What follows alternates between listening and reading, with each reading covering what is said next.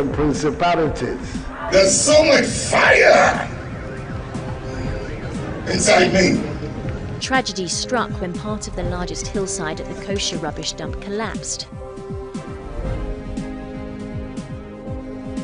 It's going to be fun to see how he goes about approaching this game.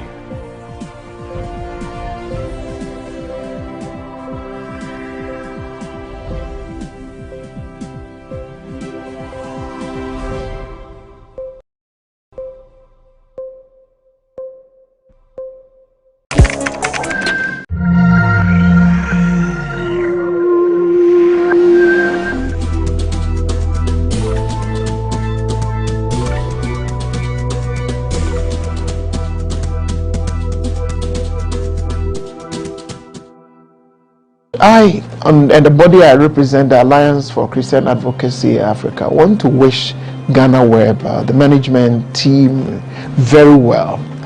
They came at the right time and they have served a purpose. When my story appeared on GhanaWeb, I found that other media houses that have not interviewed me, that have not called me, they still have the story on their website, media platforms, and I know that even if they don't acknowledge, I know they pick it from GhanaWeb. So they have served the media needs, or they've made significant contribution to media needs in Ghana. We wish them a very good future, but we pray that they will also need be find a way of reducing the hurt that people are going through, because it seems to me people who receive some kind of abusive feel hurt, but they may still want to go to GhanaWeb because of its uniqueness. We wish them a very fruitful years in the coming years and days ahead of us.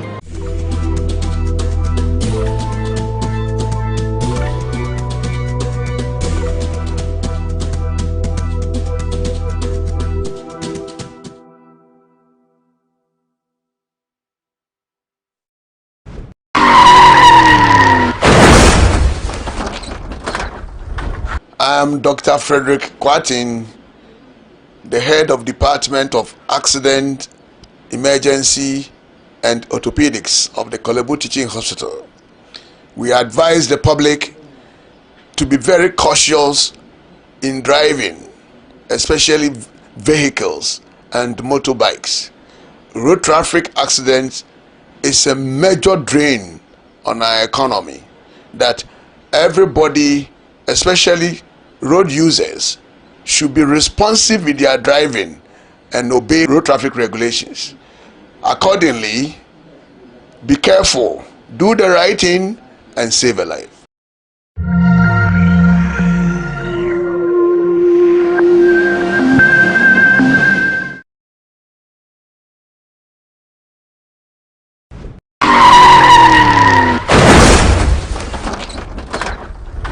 Welcome to another edition of the GhanaWeb Road Safety Campaign Series. My name is Lord Harris Idasare. Today we are at the Ghana Police Headquarters, specifically the Surveillance and Monitoring Center. As you are well aware, quite recently the MTCD, or essentially the Ghana Police Service, launched this center to monitor the way things are happening in the country. So they are using the center to, as it were, help the road safety campaign and also monitor activities, criminal activities that have been going on, to help curtail it. We'll be speaking to the Director of Public Affairs in the person of Superintendent Alexander Obeng. He's going to give us more details.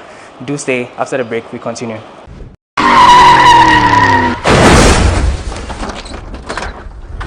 Here with Superintendent Alexander Obeng, and he's going to take us through how essentially everything works. Superintendent, thanks for doing this with us. Thank you very much. So, give us a brief background. Is that these ordinary CCTV cameras which is capturing things in the country, or it's something more? Thank you very much. I think for the opportunity, and first of all, police thrives on certain things, certain basic things, that there should be law, there should be evidence that supports that somebody has committed, broken that law or committed an offense. Yeah. And there should be a law that will not exempt the person. And therefore, evidence is always very critical when it comes to policing service delivery.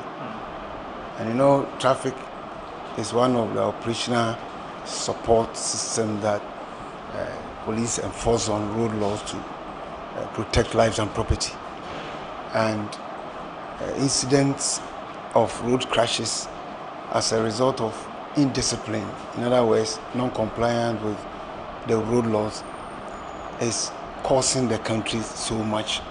And it is in light of this, among others, that as part of our efforts, the police administration, together with other stakeholders, have come up with this back office support system, which is a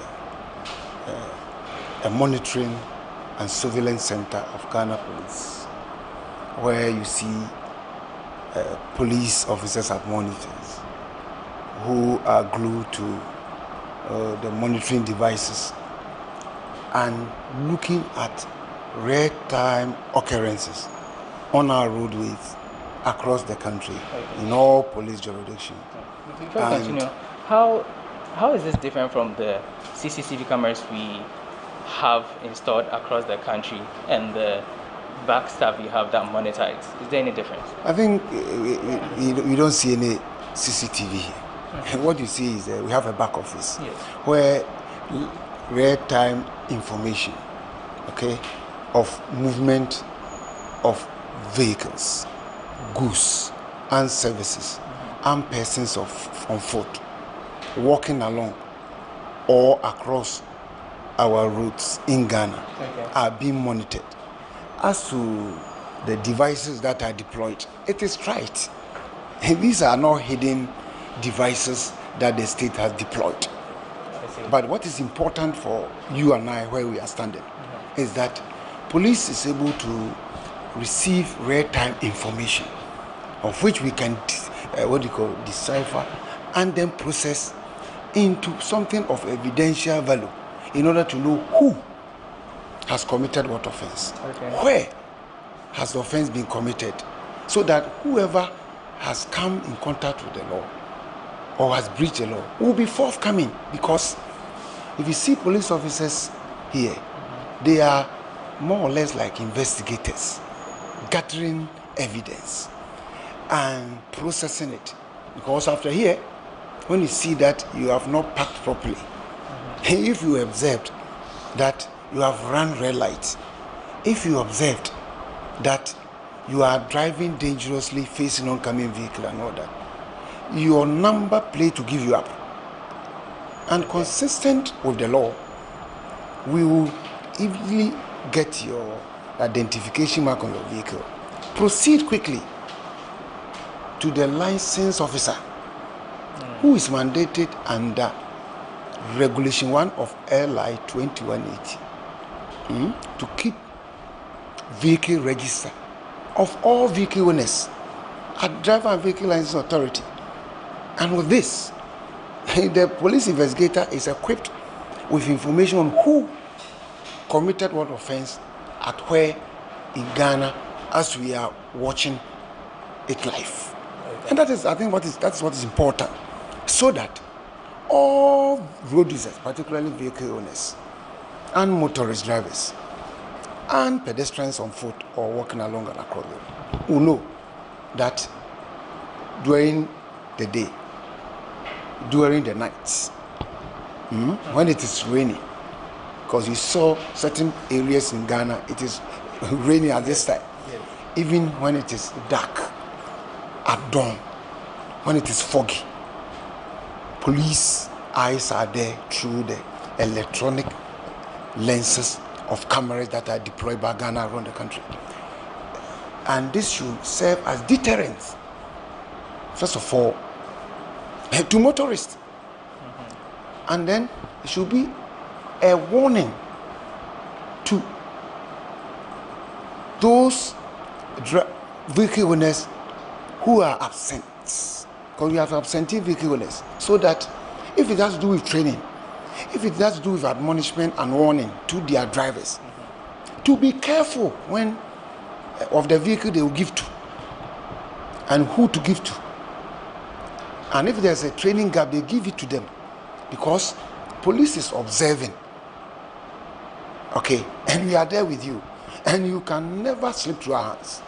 So all And that these, is what is important. okay. So all these cameras are across the 16 regions of Ghana. Yes, I said police will even go beyond 16. I think you are late. Okay. And you know that central region Yes. has been bifurcated into two. Yeah. Now we have Central East, the capital. The command is at Kaswa. Is that not the case? You know, Accra, Greater Accra is divided. We have Tema region and all that. So we are really like 17 police regions across the country. And with this, these lenses are everywhere. Are you with me? Yeah. And they are functioning and they are beaming real-time information to police officers at this monitoring and surveillance center. Are you able to give us a rough figure of the number of cameras installed? I think with the details, we've already given it out. That we're not looking anything less than 3,000. You see what I'm talking about? We are looking at for more. But what is important is that where there are critical occurrences that normally impacts on lives and properties in conurbated jurisdictions and settlements, critical junctions, runabouts, Can you give us some examples or names? These are basic things. You know, talk about critical intersections. For example, in Accra, you know them. Akwaje will be one. Kwame Nkrumah Circle will be there. Tetekwashi will be there.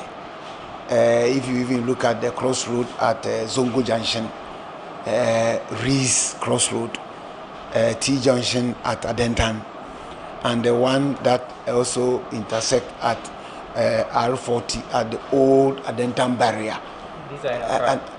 And when you even go to Kumasi Tech, where we have the Fort Bridge, I hope you know the place. If you go to Asokwa Interchange, Okay. and almost, let me also reduce it to even towns, centers, or the regional capitals. Wherever you see these physical deployed cameras, and you see them on the national posts, the devices, you go to who at the Banco area, they are replete. In Kumasi Township, it is there, Greater Kumasi. If you come to the Kaswa and this environment and all that, you see some there. Cape Coast, is it not obvious? Okay. Secondary Takra, what about there? And you go to Tamale, Was, Dambais, and so on all major cities where we have national installation and persons and their properties, i.e. vehicles, goods, drivers, pedestrians, and all that. These devices are there in order to ensure that people use our roads or public places with decorum and high responsibility, with protection of lives and property by one another, being manifested around the clock, diurnally and nocturnally. And this is critical because it is sending clear signal that in the traffic stream, there's always the need everywhere in the world by the traffic police and the police system to deploy technological devices that will first increase sense of detection. Okay. That's the first principle. Because human police cannot be everywhere all the time. So we need technological intervention to increase sense of detection. And you don't end it there. You back it up with increased sense of detection. Are you with me? Okay. And apprehension. So that when you see apprehension, it is that you see a back office populated with well-trained police officers who run on shift, observing the monitors to detect who, where, when, how, gather same evidence, and make the evidence functional by pushing it to processing teams or investigators that are ready, waiting for the offender, and to take him or her through the investigative process for court. Okay. And that is why where you see all these deployed systems, where people are committing, police officers are waiting. Because with this information fed to them, back it up with personal calls to vehicle owners who have given these vehicles that people are using to commit these road crimes and road offenses on the road, to avail them at designated processing desk centers across the country. Okay. And the offenders are being processed and are being charged and are being put before motor courts. If you get what I'm talking about. Yeah. And therefore, it is not only detection, but apprehension and then sanction. Because when they are sent to court, the court adjudicates and sentences and all that. So that they convict and they sentence. And that is what we have here. And therefore, the importance of it to all of us is that as vehicle owners, we must admonish our motorists, those who are handling our vehicles, to be compliant of the road law. That's true. Otherwise, when we come on the road as we are here and we see you, we will come after you, and you will always have a day with us at the court, and the court will definitely also engage you. And at what by our experience, because these are straight liabilities, because it comes with evidence, hardcore photographic evidence, Undeniable. video evidence, who doesn't call for elaborate investigation. After this, the courts have also been positioned to deliver fair judgment and has been convicting and has been imposing appropriate sentences consistent with the Act 683 and LI 2180 of 2004 and 2012 respectively. And we believe of this, more people will be deterred. Few people will be seen to be committing. And you will begin to see its impact in terms of reduction in incidents of road accidents and such behaviors that compromise lives and properties on our roads. Okay. Let's talk about the backroom staff that I have here. What is the personnel size? Well, I think police have adequate personnel who run shifts for us. For the monitoring? Oh yes, you can see currently you have over 12 with supervisors. Okay. But there's a police, one person cannot do the work. You mentioned that they work on shifts. So at a shift, about 12 to 15 people are working on in the morning, they will come. Okay. And in the afternoon, others will come. But you see, human beings also have guaranteed right to work, as was guaranteed by League of Nations in 1990.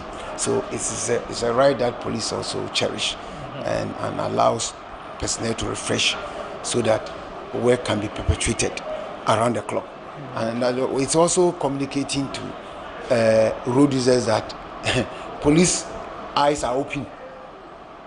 Are you with me? Yeah. So we are monitoring it to ensure that where the roads are busy, we are there.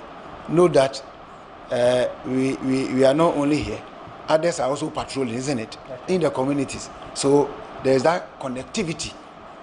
And so that as we are doing the traffic, we are leveraging on this to also look out for criminals who may be doing other things other than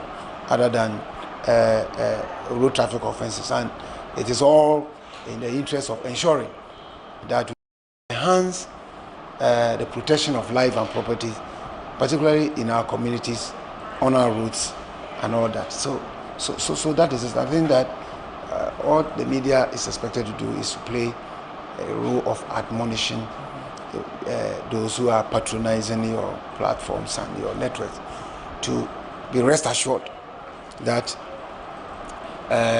the public places have been tightened with a view of enhancing public health and safety, and therefore people can step out without fear and go about their routines and look out and also report miscreant. However, we are also here to back them up, that we have a capacity to observe certain areas that are not trouble-free, and we are here to also identify, pursue, apprehend, and then process and prosecute those who will take the law into their own hands. Okay.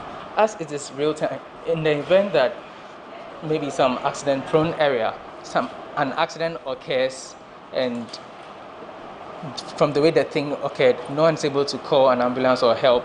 Are you able to make calls from here based on what you've seen to call for help? Obviously. If there are emergencies, we are here.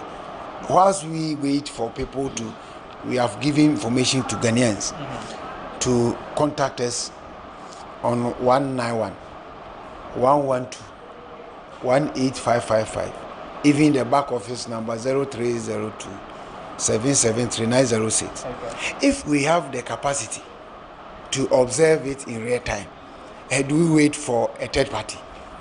No. We easily would then trigger the emergency systems to an appropriate agency, i.e., if it is National Ambulance Service, we do. If it is that we need to require a towing vehicle, we contact.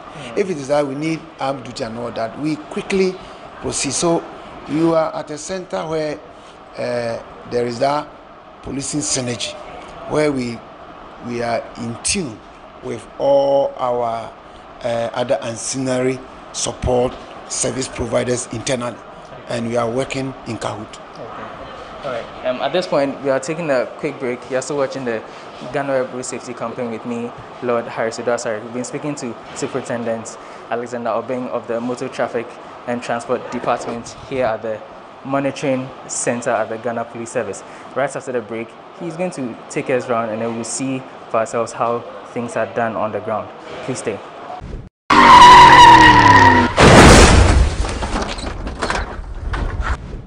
My name is Latif Abubakar, a playwright, CEO of Globe Productions. As a playwright, I led my team to educate the masses on road safety regulations through a theater production titled Men Don't Die. I think that is not what we actually need. We need to be very religious on issues of road safety. Just as we were religious when it came to issues of HIV/AIDS by wearing condoms, and we were religious when it came to issues of COVID-19 by wearing masks and washing our hands regularly, I think that we should also be religious when it comes to road safety by wearing our seatbelts and obeying the road safety regulations. I'm glad to be part of the GhanaWeb Road Safety Campaign project. Do the right thing, save a life. God bless you.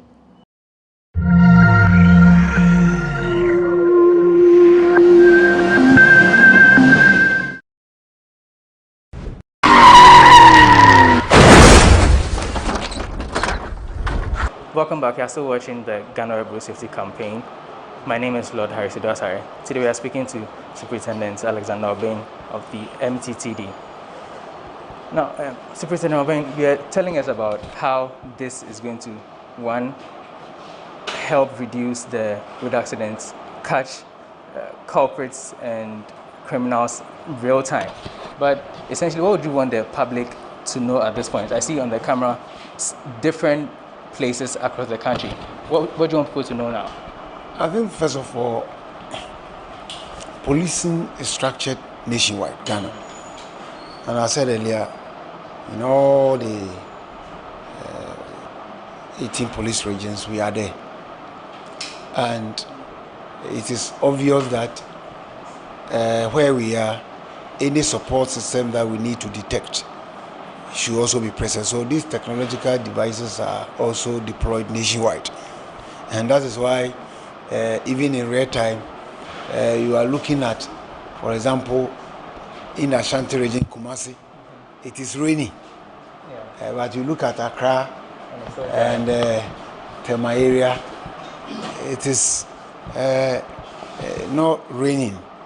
And it gives a sense of hope that police, in addition to what we are doing, being supported with capacity to in real time monitor from a remote back office like here, this center, and I believe it gives assurance to the general public, and in particular vehicle owners and motorists and commuters and pedestrians alike, that Ghana is present with them and has positioned herself to increase the high sense of detection, and I'm saying apprehension, and imposition of sanctions on those who will infract on the law with impunity. And it's natural that if you have a country with such a policing system, over time you begin to see people behaving with decorum, vehicle owners ensuring that their vehicles are safer before they hand them over to licensed persons, and those who have custody of the vehicle as motorists will also always comply with in-traffic road rules. And in the end, it ends up enhancing public health and safety, particularly to road users, i.e. the vehicle occupants and pedestrians. And above all, with the current increase in road crashes, we will begin to see a reduction. You will begin to see also people behaving responsibly on our roads. And you see also moderation in speeds.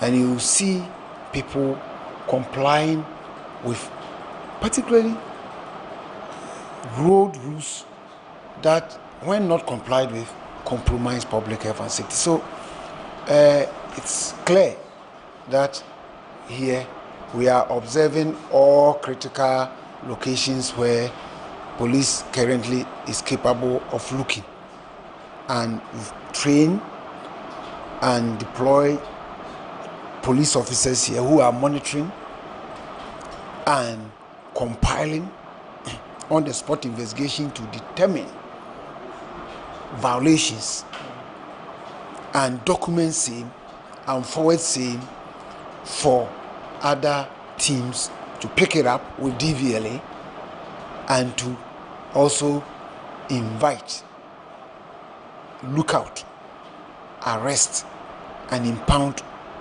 offenders who otherwise in the past would not have been forthcoming. And it's all well and good. I'm saying that is important, is that all of us must know that police is now positioned to gather photographic and video evidence, which are physical, which we can go and play back, and for even the court to have a feel of what you are observing. And I think it should send clear signal to all of us that at all public places we must use such places with high sense of responsibility and decorum as dictated by state laws. And with this project, we are looking at laws that has permitted Ghanaians to own property called vehicles, which has imposed safety responsibility on them in terms of vehicle care, servicing, and handing over same to responsible drivers to use, and for drivers to, when they are given, to also ensure that they comply with road use rules and ensure that they drive to protect one another and not drive to compromise the safety of others by infracting on the road law that in the end ends up in all manner of crashes and associated deaths and injuries and damage to properties.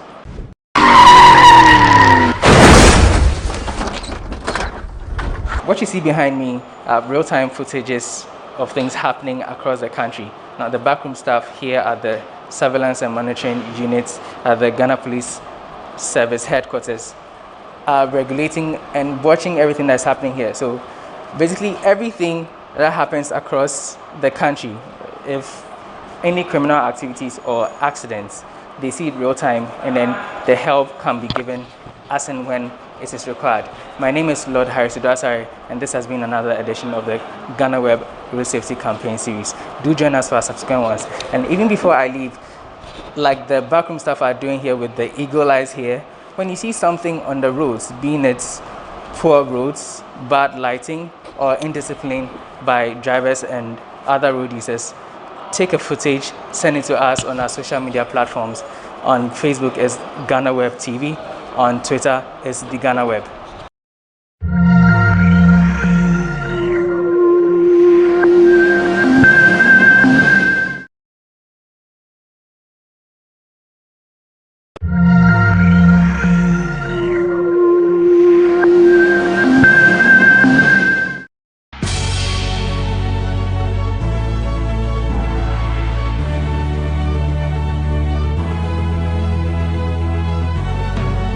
From the dawn of time, people have engaged in several businesses.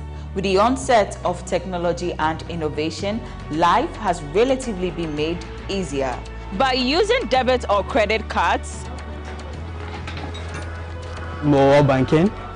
Thank you. And your favorite, mobile money? tech has indeed married business. On BizTech, we spend time with faces behind known and upcoming businesses in the country. Learn more about the new technologies and innovation, as well as find out about the trending issues in the world of business. Join us as we serve you with a variety of compelling interviews, projects and others right here on GhanaWeb TV.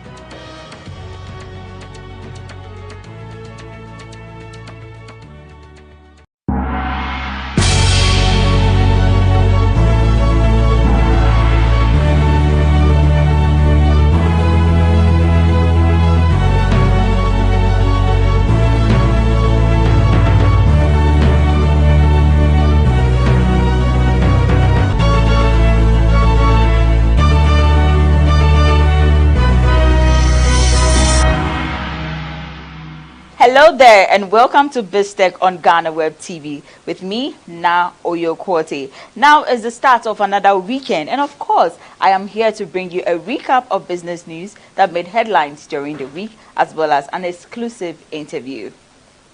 This week on BizTech we'll be talking about sneaker laundry, I beg your pardon, and my colleague Mauli Aholumega sat with two co-founders who turned dirty and old sneakers into spanking new. Desmond Kunedu and Richard Kobler are the co-founders of ShoeLab. Have a look.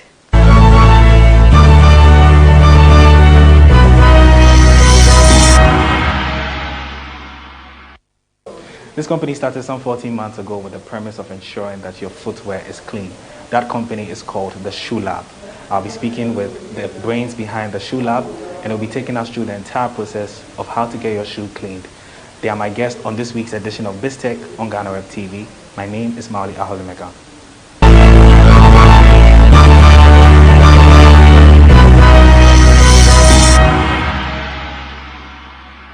Yeah, welcome back from that break. So today I have here with me the CEO of ShoeLab and the operations manager of ShoeLab, Desmond and Richard.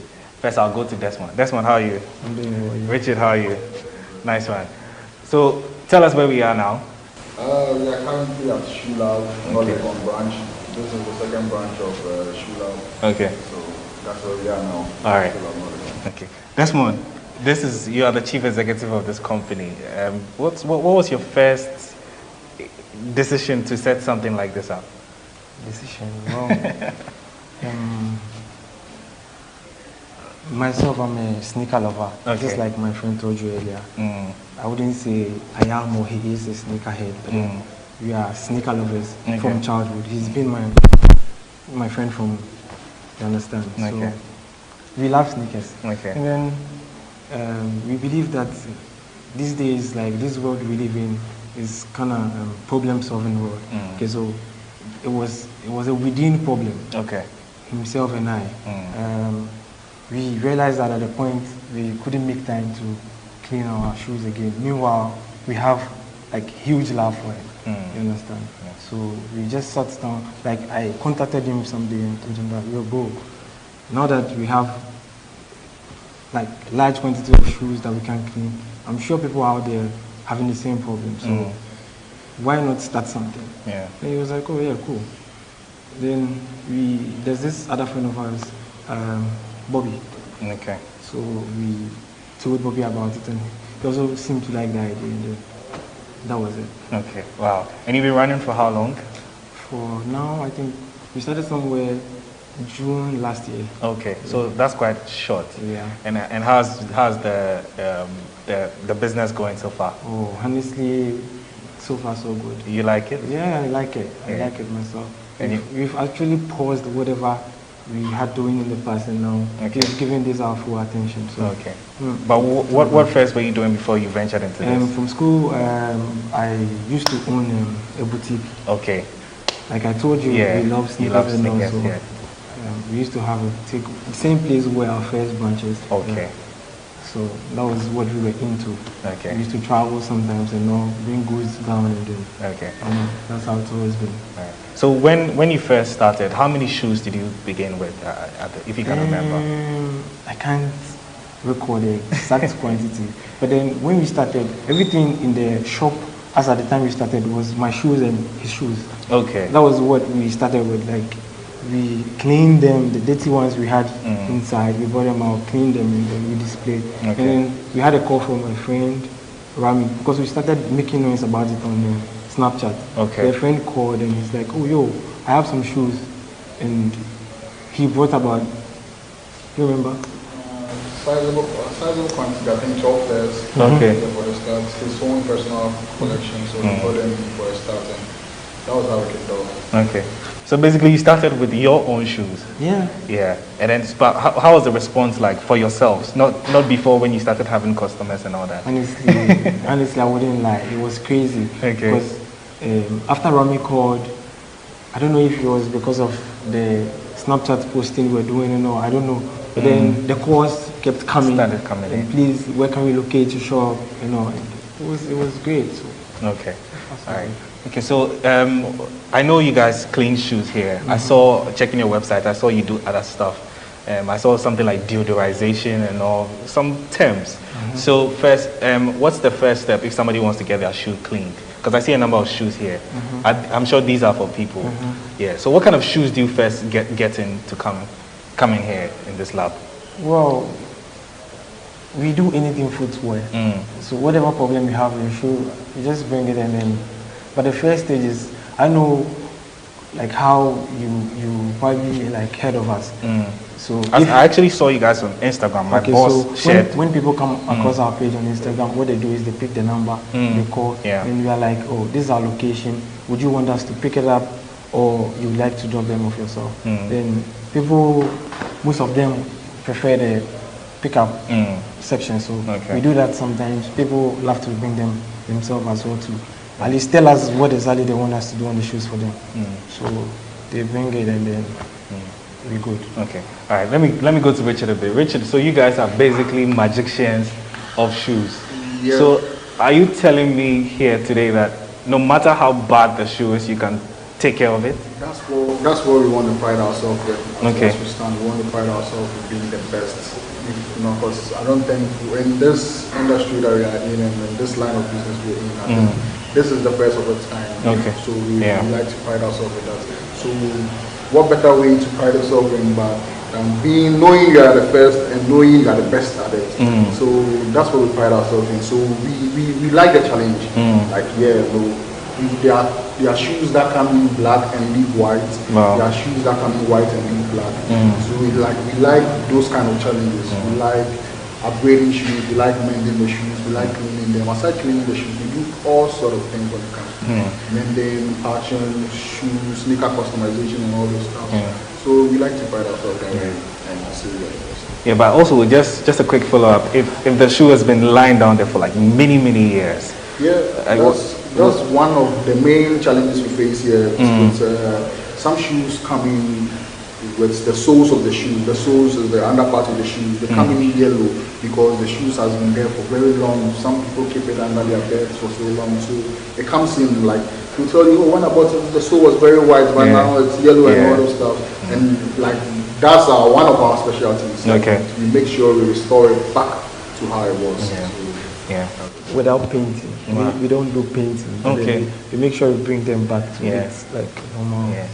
And I realize you guys also do some customization as well. You customize shoes? Yeah. Okay. Okay, so we have some machines we use. Yeah. We wouldn't want to disclose what machine it is. Sure. If not, we would have taken you inside to show you. Okay. But then what it does is you connect it to the PC, you design whatever you want to do, then you transfer it on the show. Depending on what the customer wants. If the customer wants you to write his name, make a design or whatever. Some people to bring in black shoes, they want them white. They want them kind of edited, understand? Okay. And we do all that. All right. So that's what we term as customization. Yeah. So basically you guys are virtually not just clean shoes, but you also sort of mini graphic designers as well. Like I told you, we do anything footwear. Wow, that's interesting.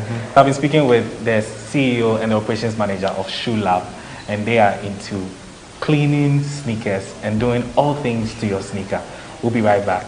Stay tuned.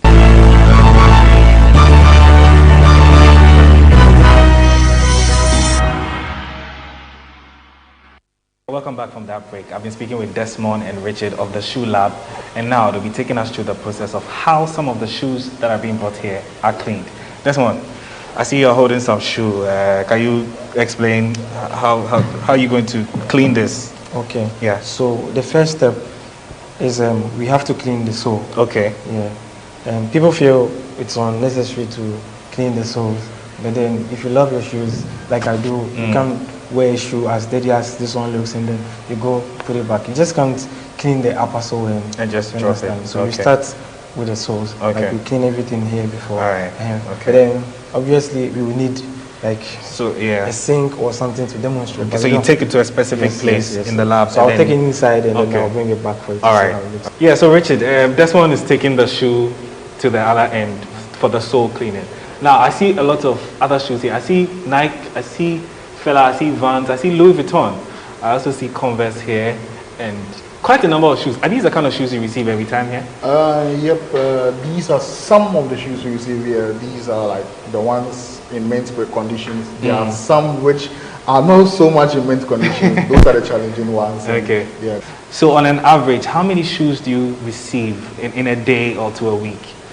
In a day, we receive on average about 70 to 80 pairs of sneakers. That's on average, if we have to give it on average, 70 to 80 pairs. So within the week, we look forward to receiving about 500 pairs of sneakers every week here. So it's very, very challenging, it's very demanding. Yeah, but is it also tedious, especially with your staff, having to clean all these numbers of shoes? Yep, of course, we are new and there are challenges. We started as 4 friends, like just 4, and currently we have 16 workers. So that should tell you like the impact it's had and like the challenges we face, because we need more hands and we need others as well. So that's it. Yeah, so I see here that's the Timberland. Yep. Very, very legendary shoe. Yeah. So for a shoe like this, what do you do with it, like to clean it? This shoe actually came in with a different color. And, yeah, and the client wanted it changed into brown. Wow. So that's what we did. So we've changed the whole color to this. So we're just going to polish it and we're just going to shine it up and we'll give it back to the client. Yeah. Because what he wanted has already been done. Yeah. So I also read something about deodorization, which is, I think, is like removing the odor of the shoe. How's the process like? Some shoes, you know, it's for wear, and some, not all people like wearing socks and all those stuff. So putting your direct feet into every sneaker, because there'll be some little funny sense. So we have special deodorizers that we use for shoes. They are only meant for shoes. So we deodorize the shoes to bring out the good smell back in the shoe. So we leave the shoe smelling like as if you just bought it, like a fresh pair. Who are some of these clients that come in here to bring their shoes for you guys to work on? So our client is mostly everybody. Everybody is our client. But of course, in every establishment, you want some high-profile names to at least accept yourself that you are doing something good, you are doing something. Because it takes such people to let you know that you're actually onto something. So our first high-profile name we got to give is Medical. We started with Medical. He showed us a lot of love by driving to the shop personally to deliver issues with stuff. So Medical was like our first top name. Since then, we've had a chance to work with SAC and his whole entire success team. We've had a chance to work with them. We've had a chance to work with Cookie T as well. We've had a chance of working with Familia, with Payday, with other high-profile names Regina Van Helvet. Yeah, she's a darling. She also showed us lots of love. Worked with Obibini of Xylophone. Worked with Samiba. So, that's quite a very tall list. Now it looks like my friend Desmond is back. Desmond, I see you're back and you brought a shoe. Wow, it looks. So now you can have it. It looks like. So can I wear this or you have to do something else? No, to hold it? on. You can wear it. Okay, so what are you going to do on the shoe so now? As you can see, this side of the shoe is very dirty, as well as this side. Okay. So I will start by cleaning here. Okay. Before I get to there. Okay. All right. So this is a chemical you guys use. Correct. Okay. All right. This is water. Okay. I see some brush. Yeah. And I see what's this? Yeah, it's like a hand brush. Okay. Yeah. All right. And then I see a deodorant as well. Yeah, deodorizer. Okay. All right. So these are the major things that you use. Over there is a dryer. Like okay. Shoe dryer. So when we are done here, you bring it here and dry it. Yeah. Wow. So, and you do all this in like how many minutes? With this one is like maximum of like 20 minutes we should be done. Wow. Yeah.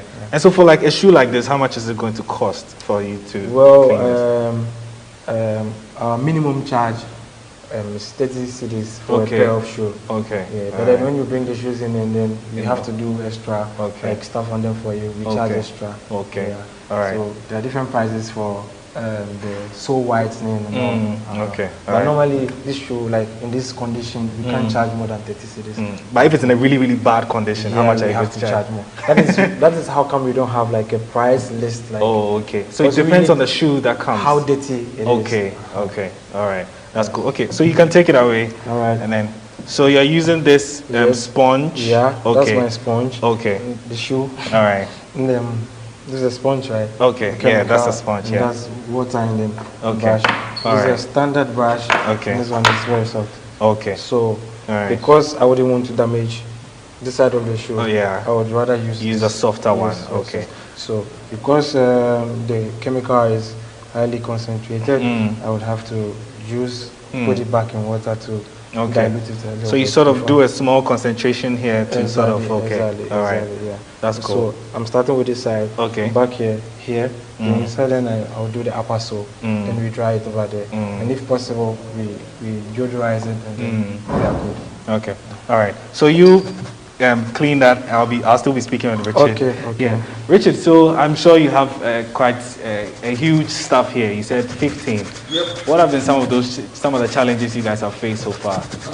There's a lot of challenges because this is eventually like you're venturing into a new business. So trust is key because you have the instances where you don't know who you're employing and all that. I'm pretty sure most CEOs face the same problem, but it's something you have to overlook because you're helping curb down the unemployment rate as well.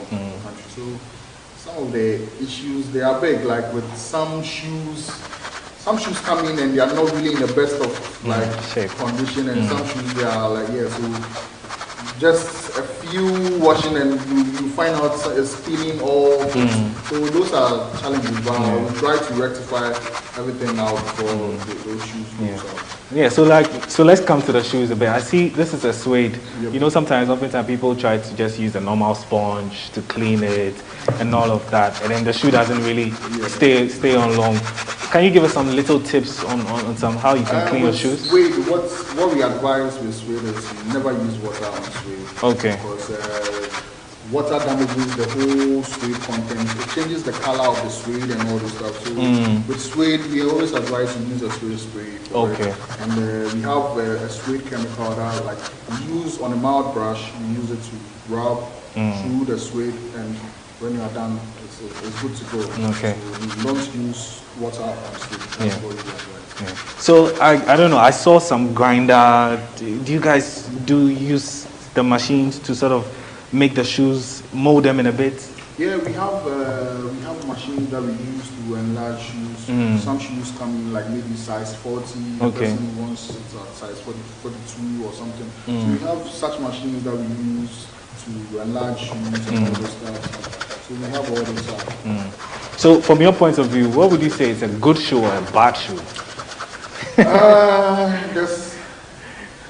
It boils down to price. But a good shoe is a quality shoe. That's how we can just sum it up. A good shoe is a quality shoe. Like, a shoe that it will take you that extra mile. So that's what it boils down to. Okay. Okay. Now I see some tools here.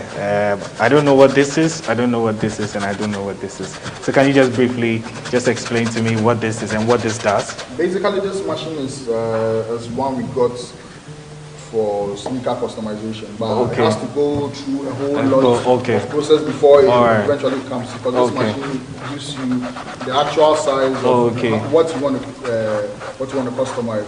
So it goes onto the shoes. So this machine is what we use for that. So you guys are using technology as well, not just your normal hands to. Okay. All right. And then I see this. What does this do? The name speaks for itself, an intelligent shoe dryer. Okay, so this dries the shoe. It dries the shoe in quick time. So some people bring their shoes in, let's say they bring it in at 12 and they say, oh please, I want to take it somewhere at 3 or something. So can you do it instant for me, like express way? So so when everything is done, you just put a shoe on here. It's a machine, it produces heat.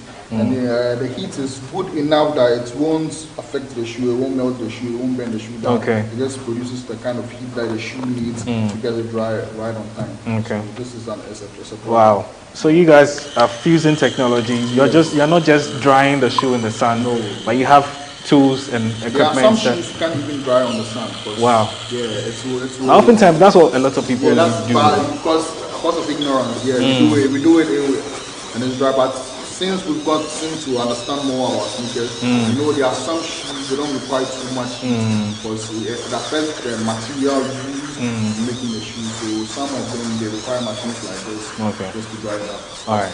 Okay. Thank you very much, Richard. I'll come to my friend Desmond. Desmond, how far?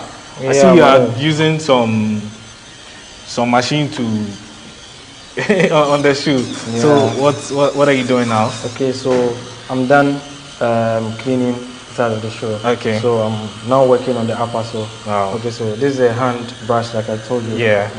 So now the first thing I did was I placed this in the chemical, diluted it, and I'm back on the shoe. So everything has to do with some form of mix. Of you course, know, you don't just pick the things and then you just use them on the shoe. Okay. So now what next? So So we move now to the intelligent shoe dryer. Yeah. Okay, so you're going to put the shoe inside the machine? Yeah. Okay, all right. Okay, so I need to turn it on first. Okay. Give it the temperature I want. Okay. Depending on how fast the customer needs the shoe. Oh, okay. So you can dry the shoe in, like, what's the fastest you can dry the shoe? 5 minutes. Wow. And it will be completely dry? Yeah. And the person will not need to dry it in the sun again? No. And they can just wear it? Yeah. Wow. So you either fix it this way. Okay. This way. You just leave it for a while. Okay. Because this one is not ready. I can't bring it here. Yeah. I think we have 20 of these, so we can tackle about 20 shoes. At a go. At a wow. go, yeah. Okay, wow. That's quite a lot of shoes, and it's really glad that you guys are using some form of technology as well to take it. I see this. What's this machine and what does it do? Oh, this is also the shoe. It's part of the shoe. Okay. Yeah, okay. So all right. This is where we make the imprint on it.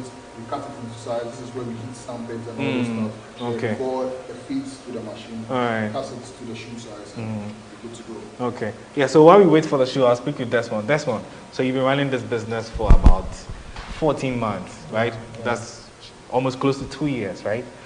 Where do you see this business going for you? Well, as it stands now, we have 2 branches. Then we are working on another branch at Pentagon Hostels. We are planning on getting another branch at Tema, Kumasi. So honestly, I can't say everything out here, but then in years to come, it should be worldwide something. So. Yeah. But have you had some collaboration so far? There, some people just call you and say, "Hey, we like what you guys are doing. We want to partner with you," or something of the sort. Yeah. Like we've had about 10 calls already. Wow. People trying to come in, learn from us. Others too wants us to give them franchise. I even had a guy call me all the way from Canada that I like what you guys are doing, so can you please come through for us so that we open a branch, and we are speaking with other people as well. So it's going to be a worldwide something. So in the future, you're looking to set up some sort of academy where you have trained people, and then they all work under you. You teach them how the process and all of that. Okay, that's quite good. I mean, I really like what you guys are doing here. You see how it's looking now? Yeah, it's looking much more cleaner as well. And then also, it's dry as well. Wow, so the intelligent shoe dryer really does some job, huh? Yeah. Okay. All right. So now you use the deodorizer, right? Okay. And this goes inside of the shoe, not outside. Inside. Oh, okay. So that's to curb the odor. Yeah. Okay. Wow. Okay. Very good. So that's it. Yeah. I can have my shoe. Of course you can. Wow. This has been very insightful. And all of that. And then you package. Yeah. Okay. We believe that people mostly buy their shoes from outside because of the box size, and most people will just drop it somewhere and then bring the shoes down. So, Okay. We provide these boxes for you to make the shoes safe for you. All right. So. Okay. Wow. So that's it. Like that, Wow. Interesting. Yeah. So that's all we have for this week's edition of BizTech. I've been speaking with Desmond and Richard of ShoeLab, and they've been taking me through the process of how to get your shoes clean. And this has been this week's edition of BizTech on GhanaWeb TV.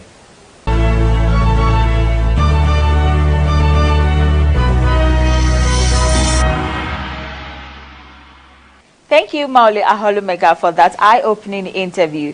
But up next is Jefferson Seneaza with Tech Bits.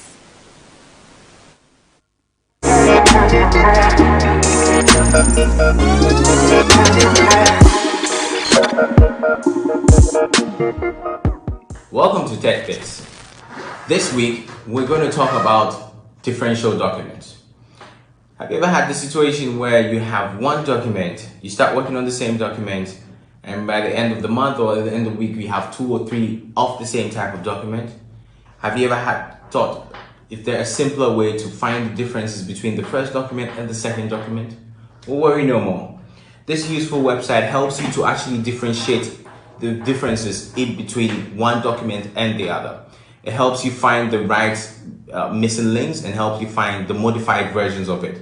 It's almost like something that you easily do in Word, but this time of different documents at the same time. I thought it would be useful to bring it back to my Tech Bits audience. So let's get to it. You find it interesting. So the different document checker is pretty simple. As you can see, the website address is diffchecker.com. That's DIFFCHECKER.com. Diffchecker. And it's very simple. There's actually a desktop app for those of you that want to have and work offline, and it has more features in there anyway, but the web version is pretty much just the same. You can put anything here, put anything there, and it would give you find the difference, and it will tell you this is the difference and that is the difference. You can put off the same, so you can literally just copy the same text into your original text, copy another document from that into the second change text, and click on find difference, and it gives you that much information. So you can see right there from the top, it tells you that and that. So you can literally just for example that, and we can have that, right? Just for example, and click on find difference, and it will tell you which spots are different and which spots are the same. You can use that to even use an editor or just compare the document. So it has an in-depth analysis. The desktop app, like I mentioned, is also available offline, and it helps you actually that. And you can do all this, as you can see, without even a sign up thing, but you can still create an account and get things done. So the website address is diffchecker, and don't be afraid to just explore and see the best of it. I hope you found this week very useful and very promising. Even if you're not going to use it, I encourage you to recommend this video to a friend or two, and I'll see you again next week. Bye for now.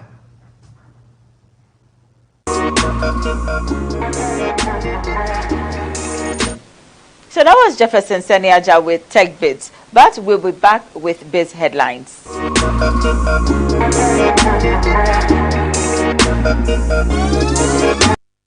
Now to our first story. The Bulk Oil Storage and Transportation Company Limited is expected to take delivery of some pipelines from the United States of America by the end of August 2021. This follows a 12-year delay in the delivery of the equipment as a result of some managerial setbacks and cost the country a total of $63 million. Managing Director of the BOST, Edwin Provencal, in an interaction said an additional $8 million was used to repair some of the pipelines that were damaged as a result of exposure to weather conditions over the lengthy period. We started the procurement of these pipelines in 2009 with an EXIM facility. Fast forward to today, the pipelines are still stuck in the United States of America, Houston to be precise. My two predecessors started sandblasting and repairing the pipelines. The good news is that by the end of August 2021, the shipment of the pipeline will commence.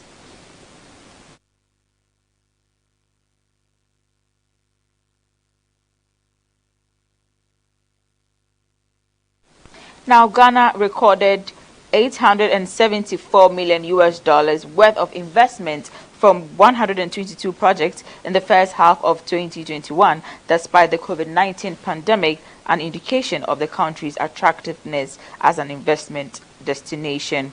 Of the total investment of $874 million, the foreign direct investment component amounted to $829 million, while the local components accounted for $44.72 million. The FDI amount of $829 million was a remarkable increase of 32.15% in inbound FDI compared to the FDI value of $627.52 million recorded for the same period last year. This was in a statement from the Ghana Investment Promotion Center.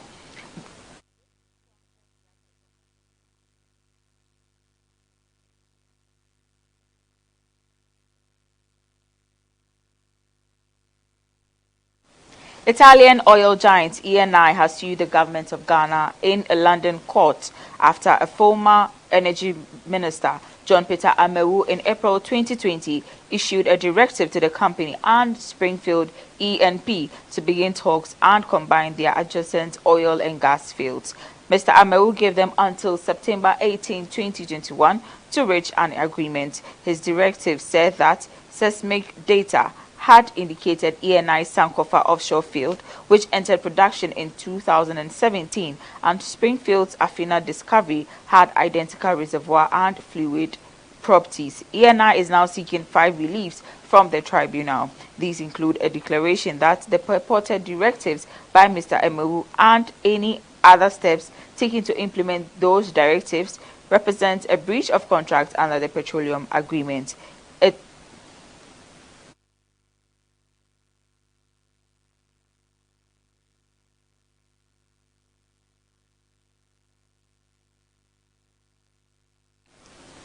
The local currency is likely to take a further dip during the last 4 months of the year 2021, an economist has revealed. According to Courage Mate, the pressure on the cedi, as well as some external factors like inflation, will further cause its depreciation. Looking at the amount of pressure on the currency already and looking at the size of the external factors for Ghana until the end of the year, we see scope for some more depreciation, albeit modest depreciation before the end of the year. So from where we are, it would not be out of place to see the cedi recording some more depreciation. He further added that, first of all, if you look at the fact that by the end of this year, we still expect to record a current account deficit in the region of 3%, and we're still looking at an inflation rate, although in single digits this year, but above 8%. These indicators show that there is scope for the depreciation of the cedi beyond where we are today.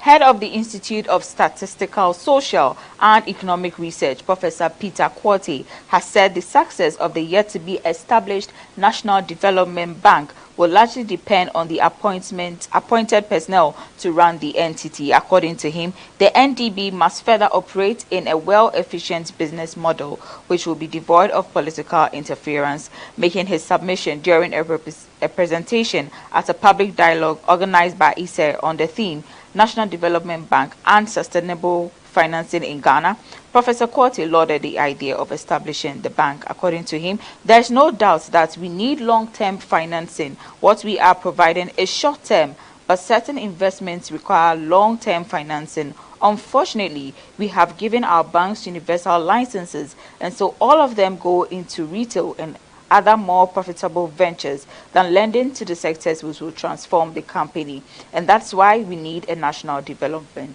bank.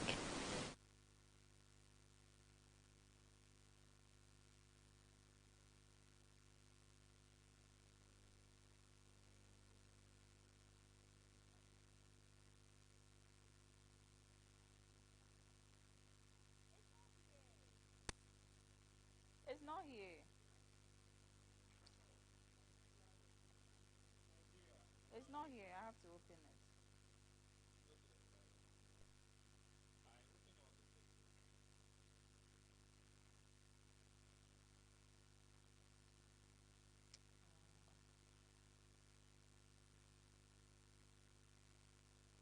Okay.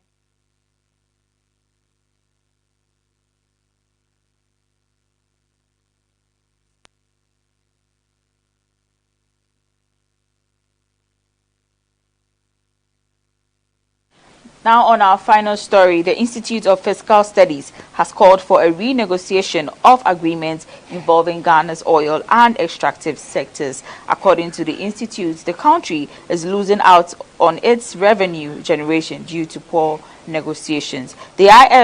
The IFS compared Ghana's earnings in the oil sector to that of Nigeria and Botswana, saying that Nigeria is earning 51% of their oil revenue and Botswana is getting 65%, while Ghana is getting 16%. Speaking at a forum on Ghana's domestic revenue mobilization mode organized by the IFS research fellow at the IFS, Dr. Edu Owusu-Sarkodie, said, we have to try and renegotiate our oil deals if they are not going to cost us too much. If we cannot renegotiate, then we have to forget about it and look into the new discoveries. We are not part of the production process in our extractive sector. We are only taking royalties.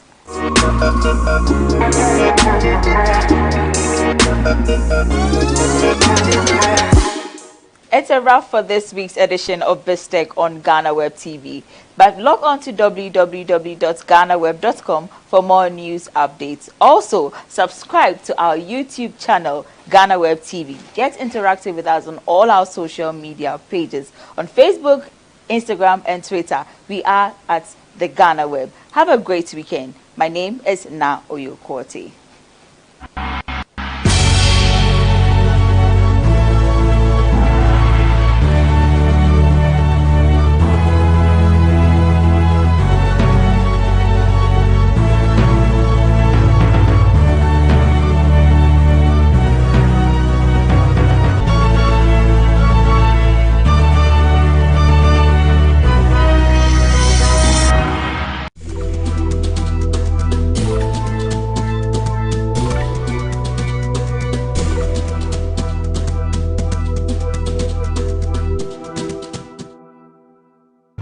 It gives me great privilege to congratulate GhanaWeb on your 22nd anniversary. You have been a trailblazer in providing accurate and timely news, and we salute you on all your achievements and accomplishments. We wish you another 22 years of top-notch professional journalism. So congratulations once again, and keep up the good job.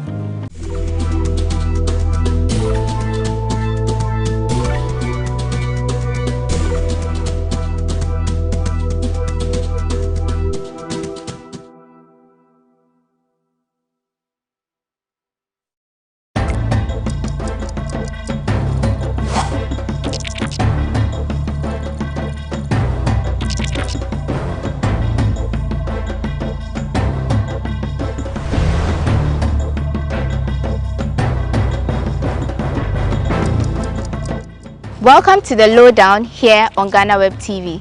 This is an external edition of the show, and I'm sitting in for your regular host, Ni Akwe Ismail Akwe. My name is Wanda Mihegan. We are currently at the University of Ghana, Legon, and today we explore the subject of literacy in Ghana and where we are as a country. To help us do this, we have someone who is knowledgeable and an expert in his field. I'll tell you more about him when we return from this break. We'll be right back.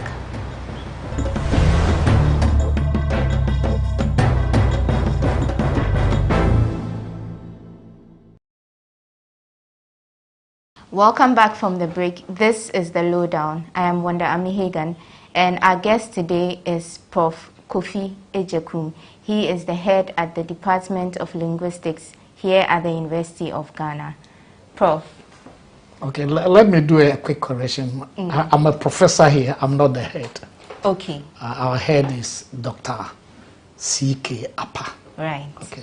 I like to call you Opinion from time to time. No problem. Thank you for allowing us into your office. Thank you for thanking me. Right. You have about 70 article journals and 15, books to your credit. You're a big man. I'm not a big man. How did you manage to get there? So for me, writing is a passion. And I tell some of my colleagues, anytime I'm not writing, anytime I'm not engaged in a new article, I feel a little bit sick.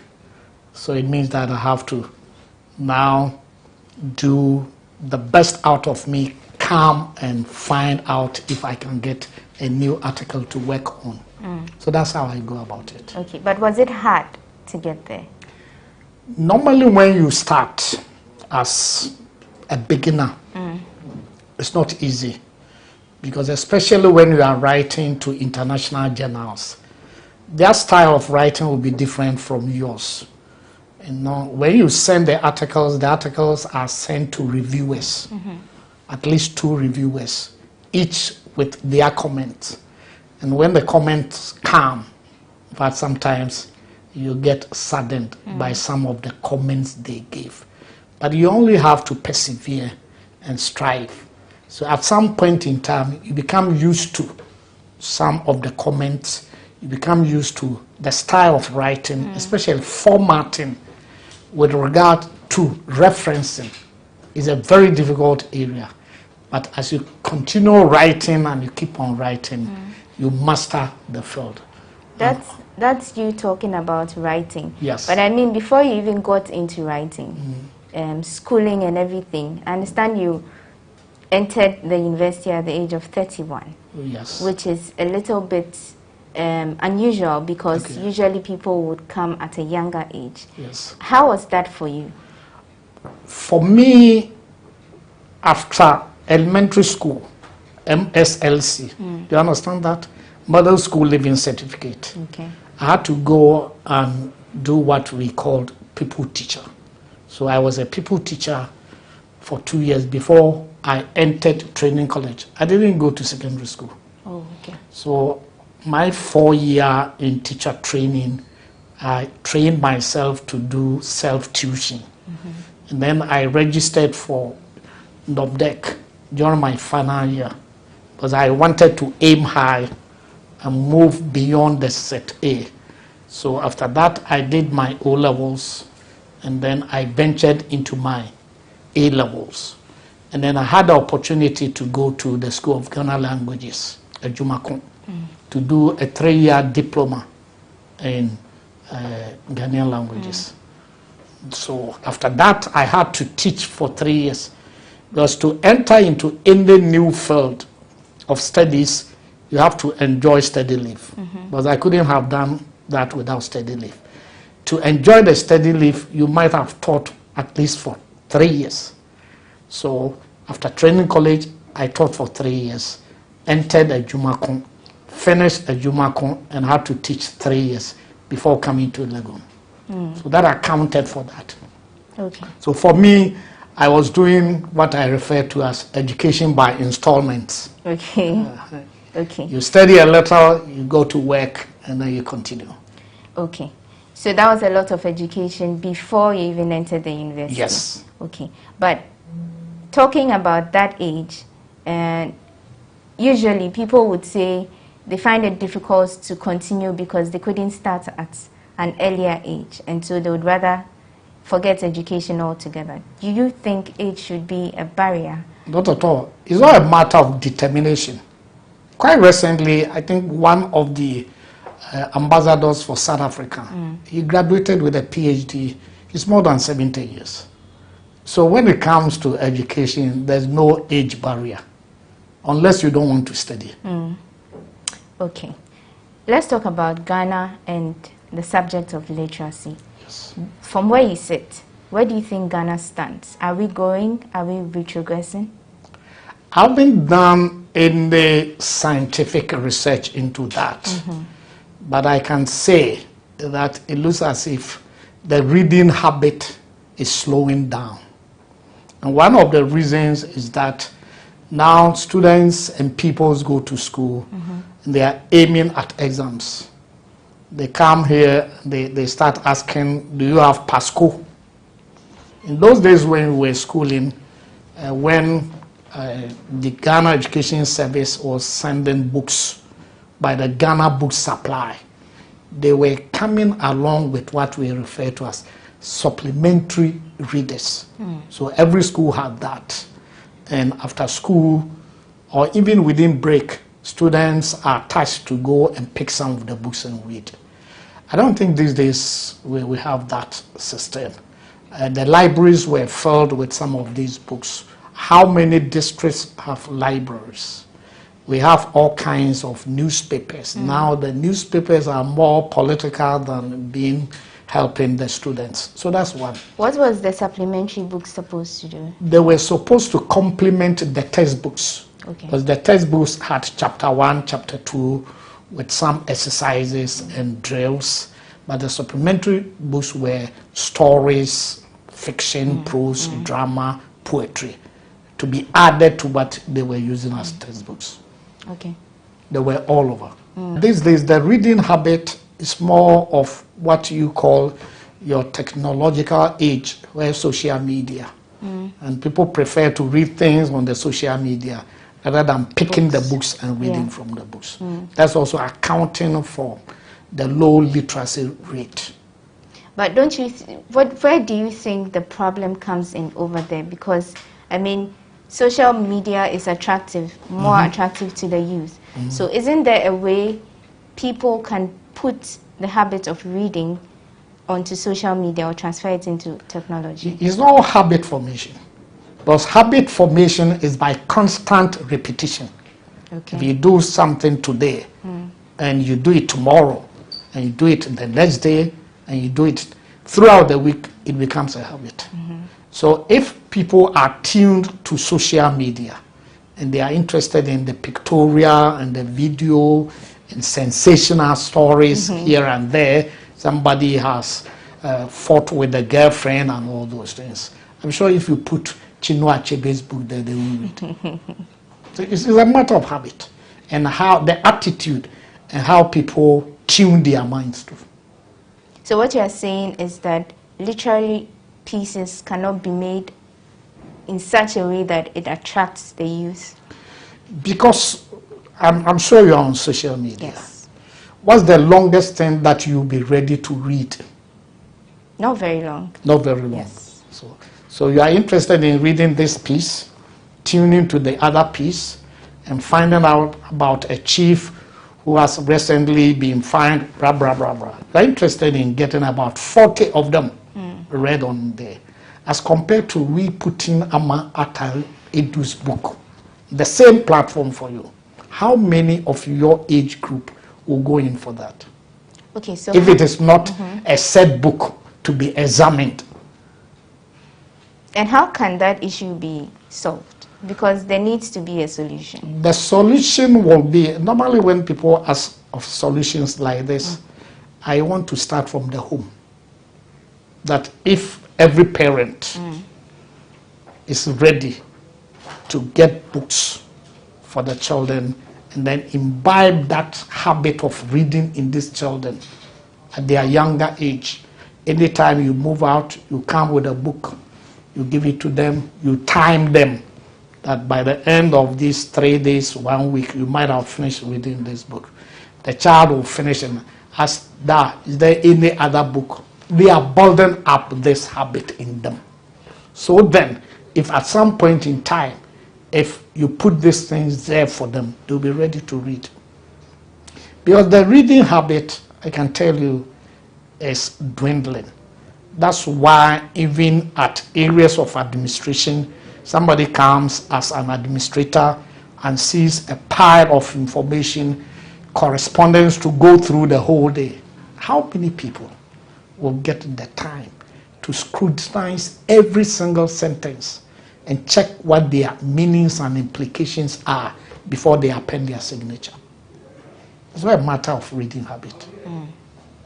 And even in Parliament, how many people get the opportunity to read all the things that they give to them before they give their comments?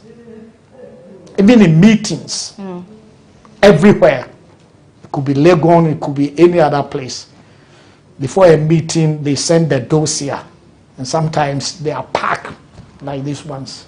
How many people get the opportunity to go through every single page so that they can make constructive contributions and criticisms at the meeting?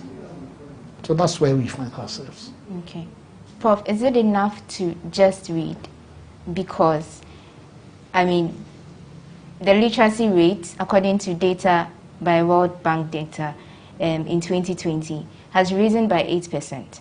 But we find people who say they are literate moving around, and you see, for example, road signs, but they don't use this. It's not practical. Is it enough to just read? It depends on how you want to read it. If you are just flipping the pages and you think, oh, I'm done, that's not reading. If you are reading and you want to get information, you read, you come back after 2 lines or 3 sentences to find out whether you have understood what you've read. And that if you are asked about what you have read, can you say, yes, I got A, B, C from that. It's not just reading things like newspapers where you have graphic 56 pages and within 5 minutes you are done. That's not reading. Okay, so you read to understand. You read to understand and you read to acquire information and knowledge. So where does practicality come in? Practicality in terms of, if I'm reading something, and I do that a lot, I have all kinds of books. I'm reading to use the knowledge in writing an article. So the reading is serving a practical purposes. I'm getting information from these readings to be able to get informed knowledge to be able to write my article. So that's for a practical purpose. I call it pragmatic reading. I'm reading because I have a context in mind. I'm not reading just because I need to read. No. Prof, let's hold it there. We'll be back to continue the conversation. This is still the lowdown, and we are having a conversation with Professor Kofi Ejekum.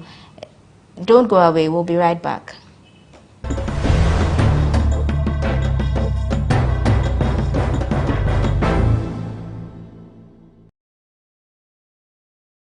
Welcome back. This is the lowdown. We are speaking with Professor Kofi Ejekum, and he's giving us an insightful background about the current state of Ghana's literacy.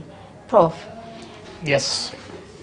Where does language or linguistics come in when, as far as the subject of literacy is concerned? Oh, without linguistics, you can read. But linguistics is the science of every language. So the letters that you find in the books, in the written, the sounds that people pronounce, the connections between how the sounds are brought together to form the words, and how the words are strung together to form the sentences, and how the sentences are meant to give meaning, the semantic meaning, and how we want to find out whether this meaning is applicable in this context. They are all parts of linguistics. Okay. So all the things that we do here are about language. Now, the general perception usually is that when people say you're literate, it means utebofo, or you speak very good English. But literacy, I suppose, doesn't only have to do with English language. It has to do with other languages. So where does local language come in? So anytime people say literacy is the ability to read and write, I always want to ask them, ability to read and write what? And the perception is ability to read and write English, which is a fallacy. Does it mean that anybody who is not an English speaker, somebody coming from Japan, and you can read fluently and write fluently in Japanese language, and then write so well in Chinese language, is that person not literate?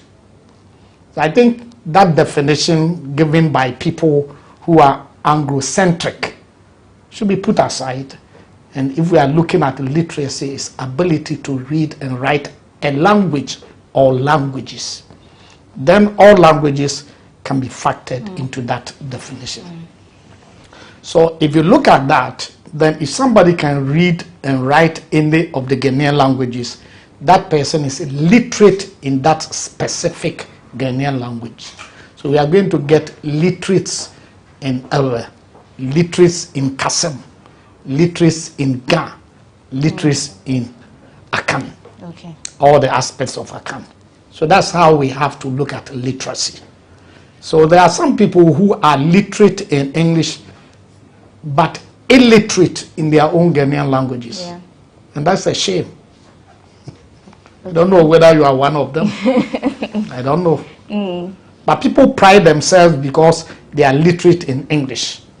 And they don't feel ashamed they are illiterate in their own languages. Illiterate meaning even though they can speak, they can't write. They can't write, they can't read. Okay. Just go to the church and give the Ga Bible, Nzima Bible, or Tree Bible to some people who are scholars with PhD, whether some of them can read. So they are literate in English, fine. but they are illiterate in their own languages. Okay. And they are not bothered about that. They rather tease people who can read in their own languages and cannot read English. In English. Yeah. Okay. Okay. But we are all the same.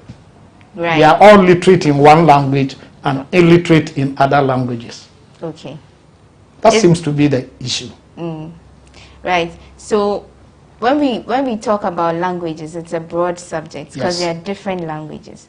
But when we speak about local languages, and especially in connection with you, it appears you have decided to focus more on the Akan language. Yes. Okay. Is there a particular reason, and what piqued your interest in the Akan language? Because first and foremost, I might have told you that I did O-level Ghanaian language. I've done A-level Akan, and I did diploma in Akan. Okay. So at least I have a strong background in the language. And I've also done research on mother tongue education and what it can offer to mankind. Prof, before you continue, I mean, you did all these things you've mentioned in the Akan language. Yes. Why not any other language? Why Akan? Because first and foremost, that is my mother tongue. Okay. And people think naturally in their mother tongue. So if you are learning your own language, it's easier. Yeah. Unfortunately for me, because of the geographical areas that I found myself, it was not possible to learn other Ghanaian languages. Because I did my elementary education in Ashanti region, we speak Akan.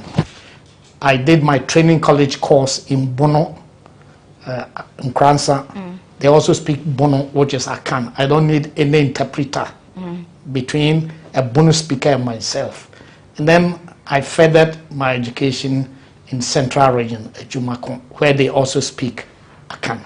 So I didn't get the opportunity to learn any other language because of this geographical location that I found myself. I would have preferred to learn other languages, especially Ga. I wish I could speak Ga or speak Ewe or speak Nzema, but unfortunately I didn't get that.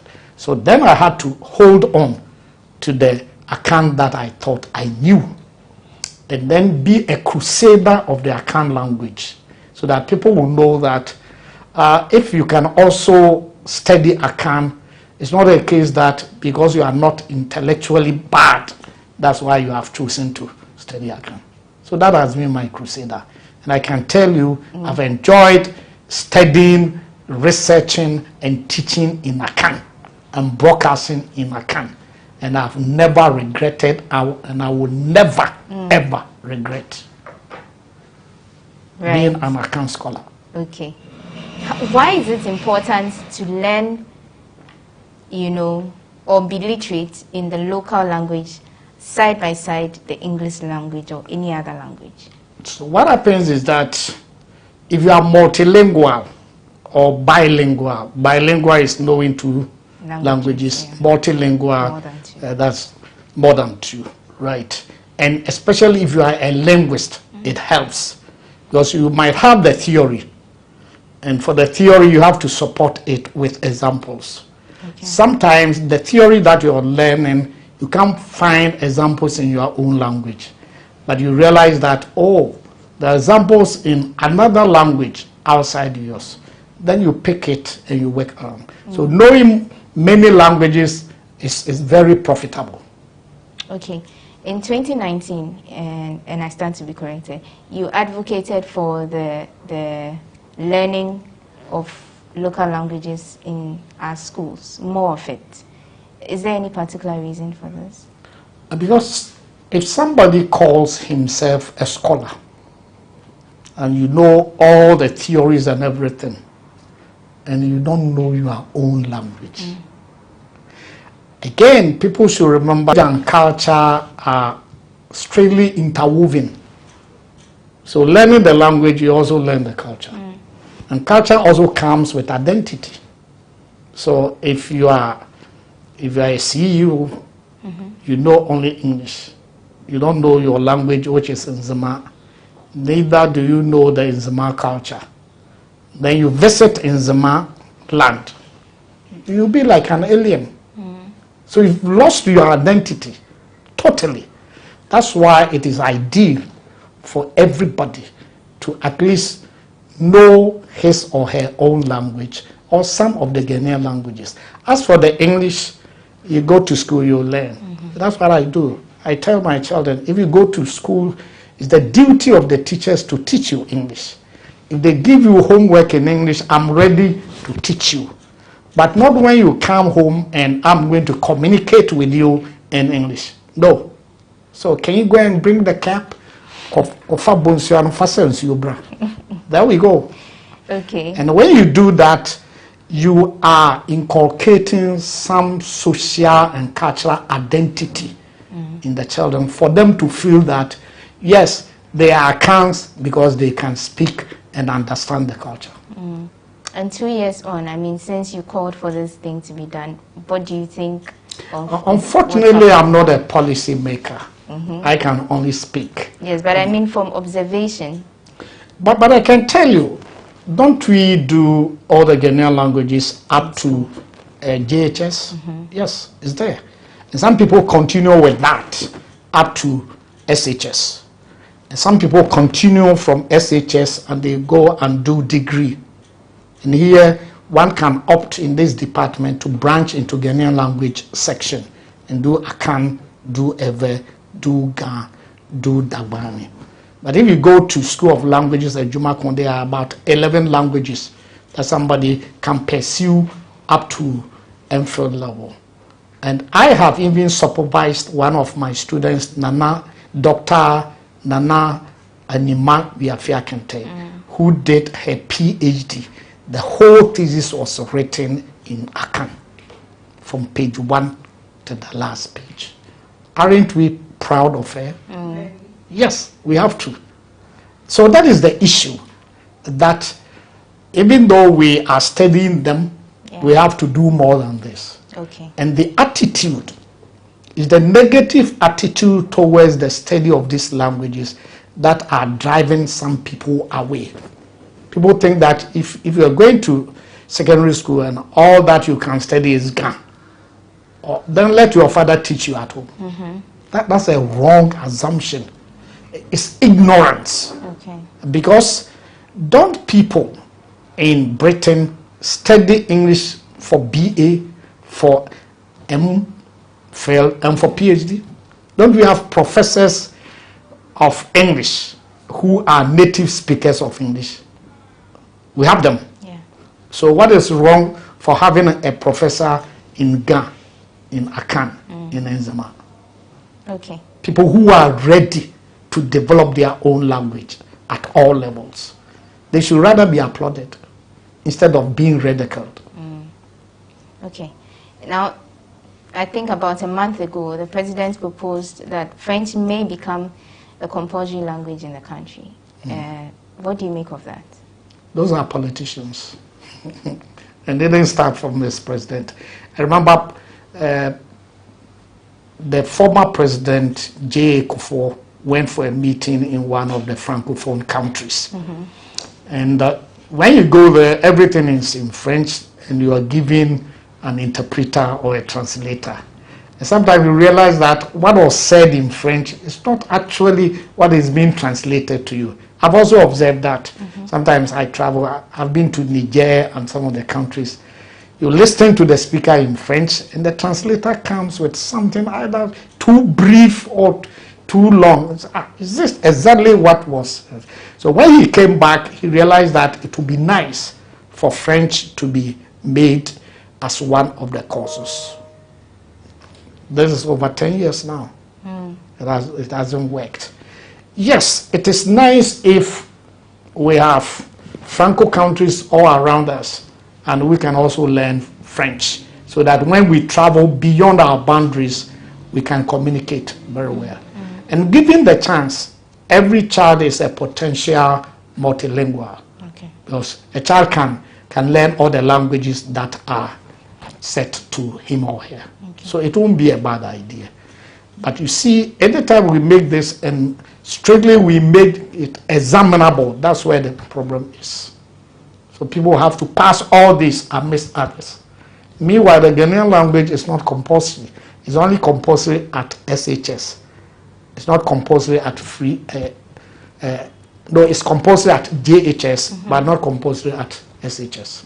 When you say a problem, it means that it could be made compulsory, but it shouldn't be made a examinable. Okay.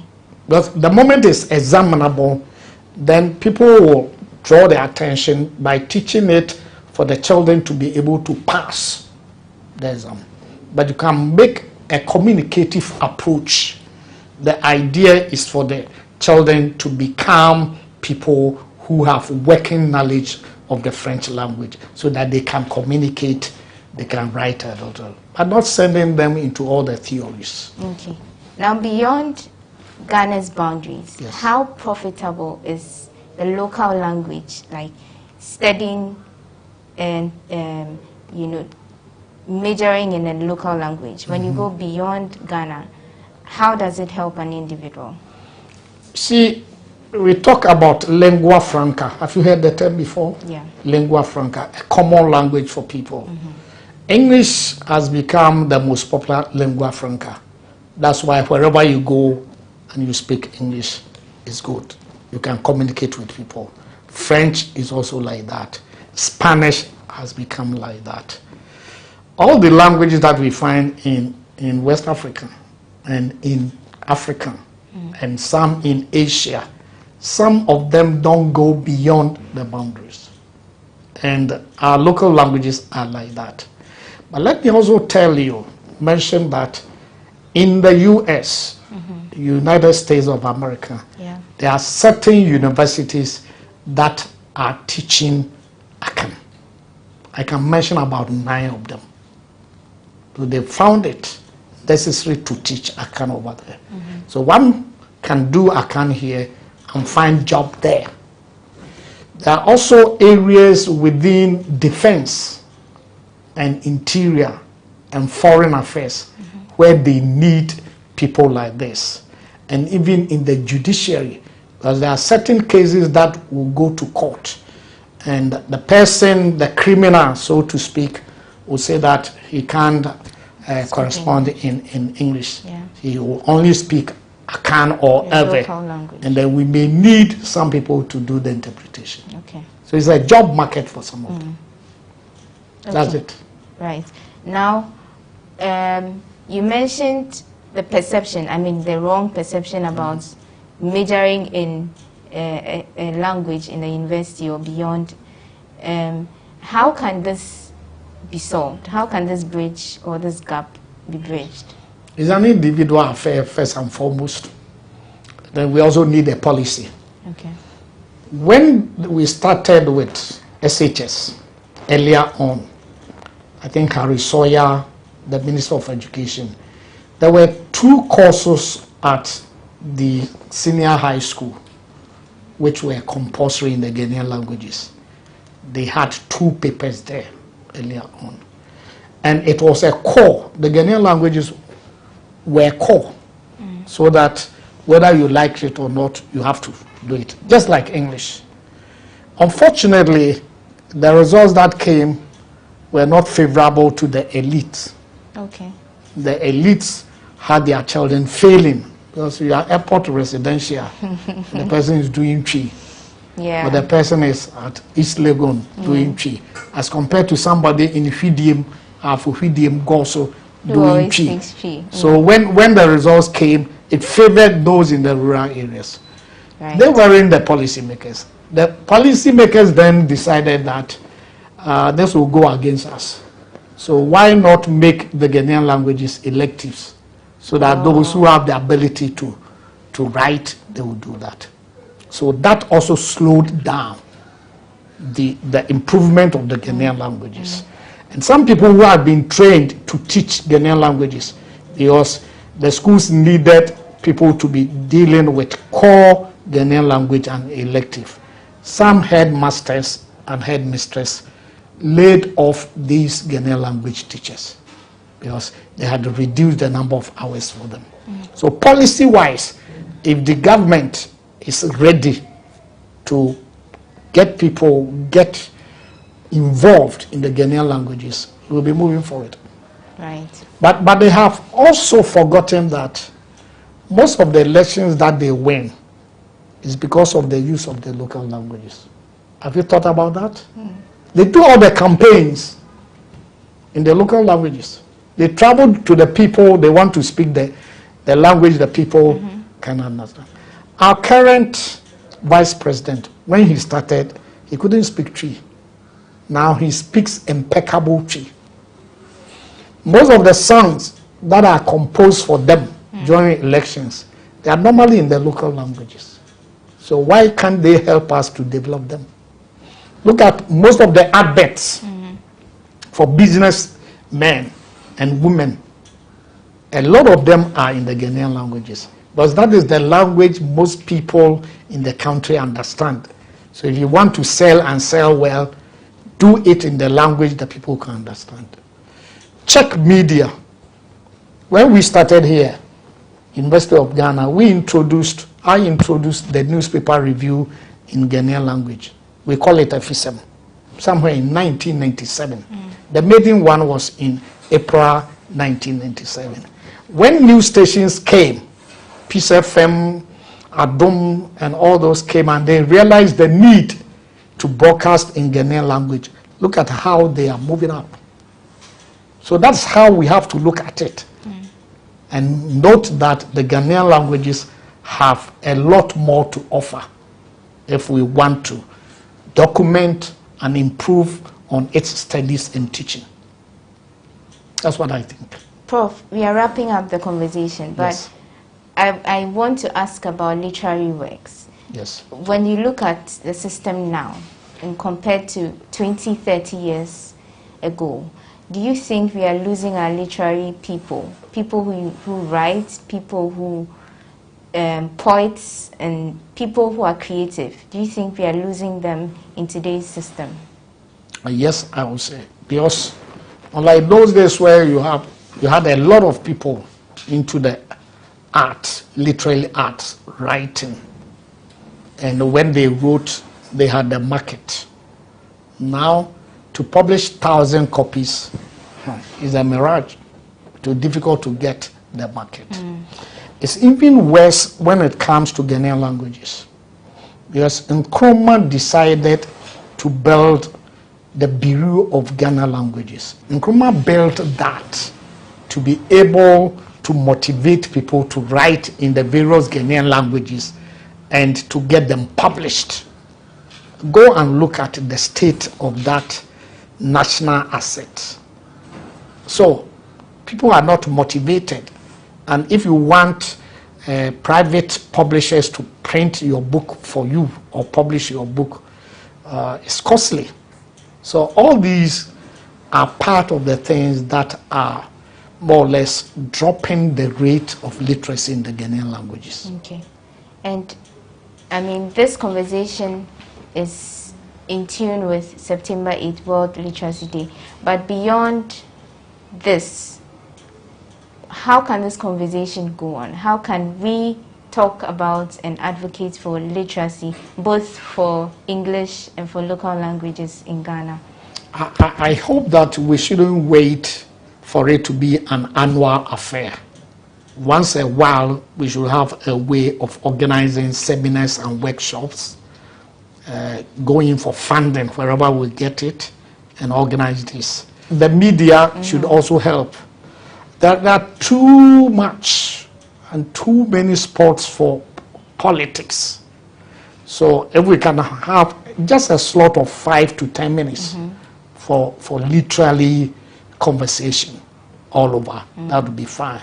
And then in our schools, we should have those things. We have drama, and then we have poetry.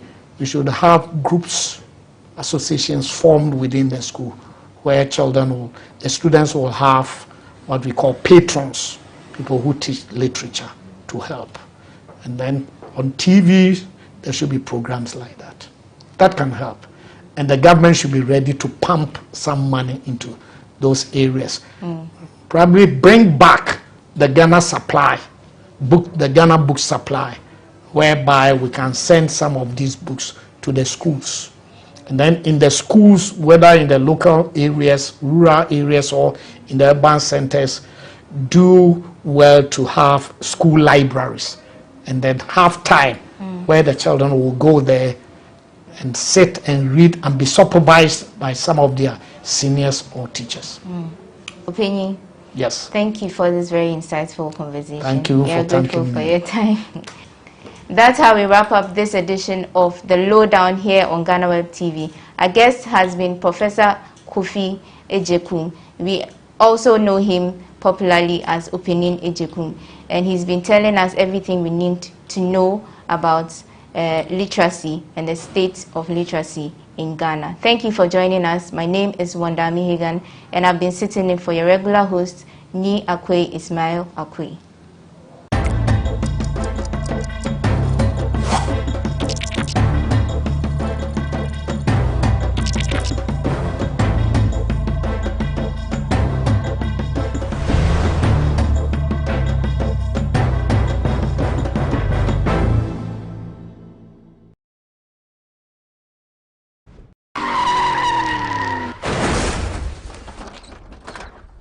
I'm still alive, thank God.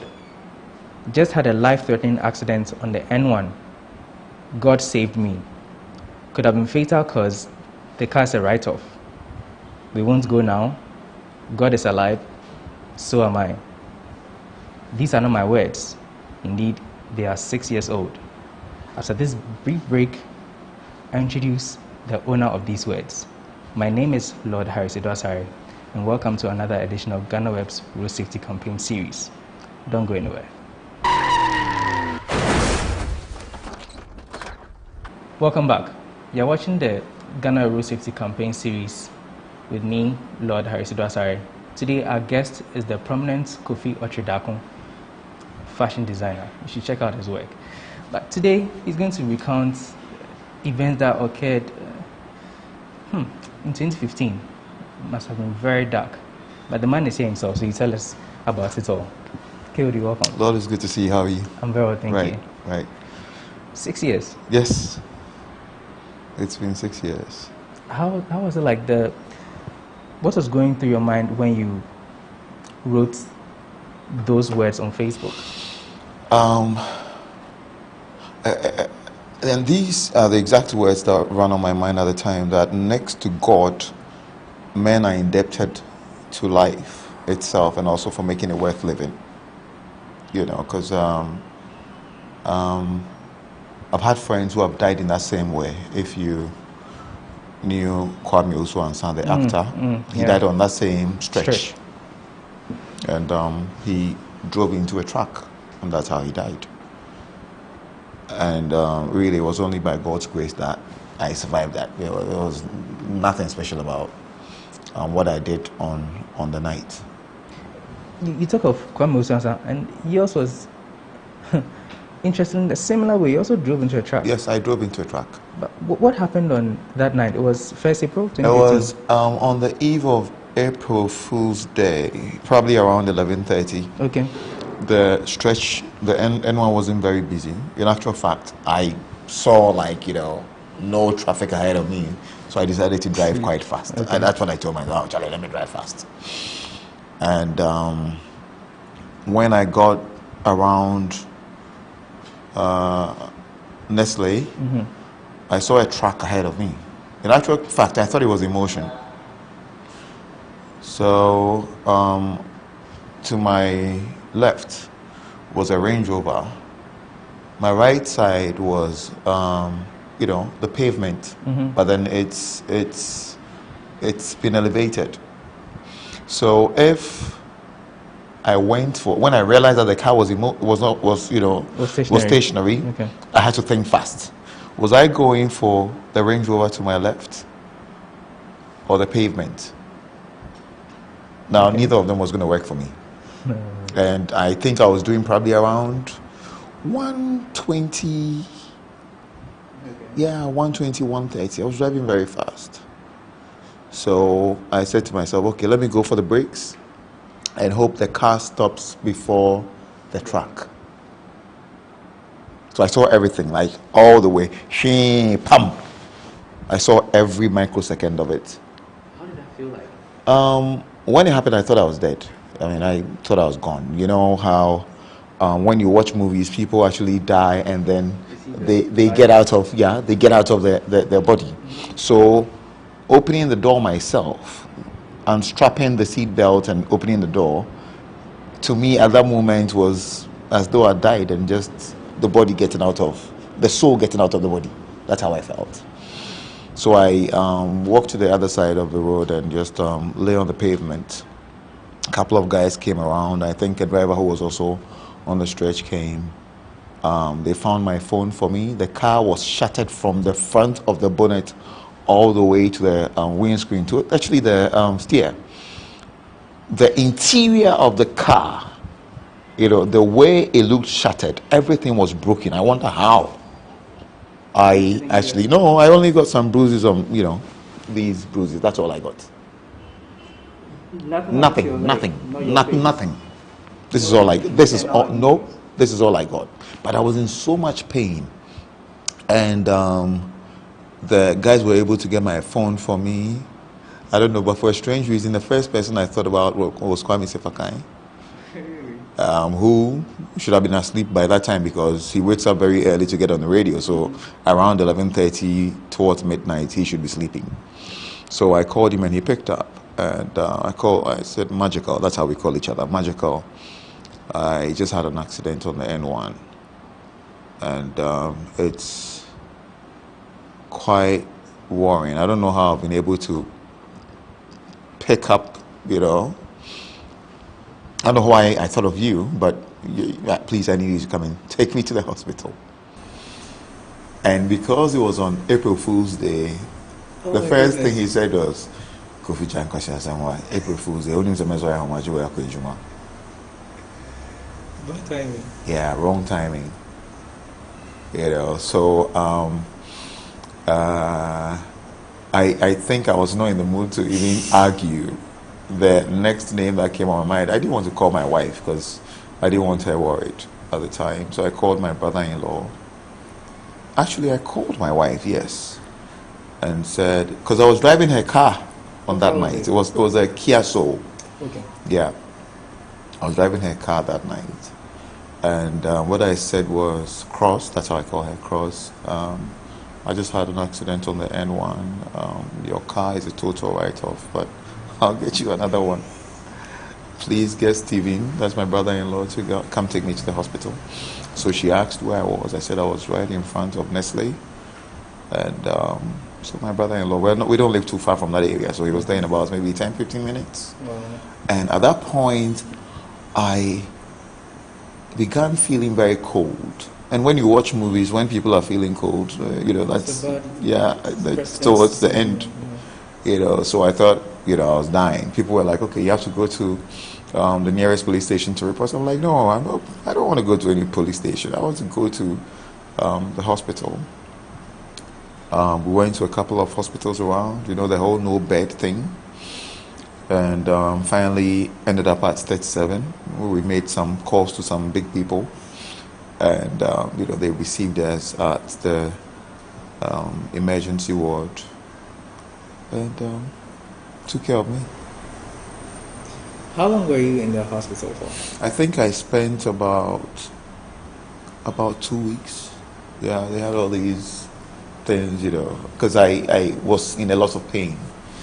Yeah, I don't know what they call it. Nothing that straightens your neck, but I like a collar. That's what they call it, right? It was, you know, to my neck. I spent some time there. My friends were coming in, my family from everywhere.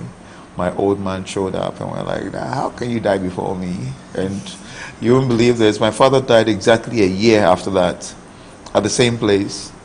Yeah, at the same ward where I was taken. You know, it's not from an accident. Well, he was an old man. Yeah, but, you know, that's the same place that he died. And I still feel very blessed. I don't forget this accident every 31st of March. And I've had consistently, I share the pictures. I want to go past that, but I think that it would also help other people you know, because sometimes you don't appreciate it until you know someone very close who's experienced something. And I think having been around for so long and everything I've done in the space of the media and fashion, everything that I represent, you know, for me to speak about something like this, it would encourage other people and also deter people from doing what I did wrong. Because first of all, I was driving beyond the speed limit. I think on that stretch it's about 100 kilometers per hour. I was doing like 120 and 130. But you had your strap on? I had my seatbelt on, thank God. I think it's one of the things that really saved me. And really prior to that, I was one of those who was very guilty of wearing the seatbelt. But on that night I was like, nah, I'm going to drive fast, let me wear my seatbelt. Wow. Yeah, I was very guilty. I thought, oh, Charlie, you're driving in Accra, you're doing what, 40, 60, do you really need your seatbelt on? But there are moments that you'd be driving, and I've experienced that as well, when you're doing everything right, and then someone drives into you from behind. You'd still need your seatbelt to save you. Otherwise the impact. Yeah, the impact. So seatbelts are very necessary. I think that God knew that I had so much more to do around here, and knew it was not time for me to go. My children were so little then, 6 years ago. I couldn't have left them. You know what I mean? And yeah, so it was an experience, and I share this with people like every now, like we're doing now. Yeah. You mentioned that the truck was stationary. Yes, it had been there for hours apparently. I think about a day before. So there was no occupant? No occupants. There was no occupant, no driver, nothing. It was just there. It was actually a dump truck. That's a way to go. Yeah. It was a dump truck. Wow. So in the time that you spent in the hospital and then you were going through the pictures and stuff, did you ever think about it this way, that you had rammed into a dump truck, and so if that had taken away, that was how you were going to go? That didn't strike me. I think the most important thing for me at that point was being grateful for having, having lived after that accident. I mean, I've seen, like I mentioned Kwame Uswan's name earlier, many people have died as a result of having that same kind of accident. I think one happened not too long ago in front of Tesano police station, just a couple of weeks ago. That same kind of accident. I was so angry that morning. Yeah, it was stationary at dawn, and someone, drove into it. And consistently, we've lost so many lives because of that same thing. A truck is left in the middle of the road for days and no one goes to attend to it. I thought there are people responsible for keeping our roads safe, but it happens. And look at the number of people we've lost this year to road accidents alone. I think it's been the highest in our country's history. And this should not happen when people are getting smarter, technology is getting better. Do you understand? There's more communication. You don't need just one or two radio stations saying that. It's on social media, it's everywhere. We hear about the statistics, we see the numbers, we unfortunately get to see some of the videos as well. So I think that, thank you very much for this platform. I can use this to also urge other people to drive defensively when they are on our roads. George, let me just draw you back a little bit. You mentioned Kwame Sefakan was the first person you called, and because of the it struck me that, listen, man, the guy was waking up at 4 o'clock. He's not the only person I know, even though he's the first name that came to mind. Yeah, what was his reaction? Oh man, Sefa didn't forgive himself because on his way to work he actually saw the accident, and then it struck him that that's what Kofi was talking about. He did not forgive himself. Sefa's been my guy from day one. We have that affinity for each other. So I can just imagine what was running on his mind. Yeah. Looking at the situation now, what would you advise road users, particularly vehicle users? I think we all ought to, because I still drive, we all ought to be very cautious when driving. Trust no one. Drive defensively, and don't trust anyone who's driving around you. See the next person as a mad guy who's probably going to drive into your car or anything. Leave enough space between you and whoever is in front of you.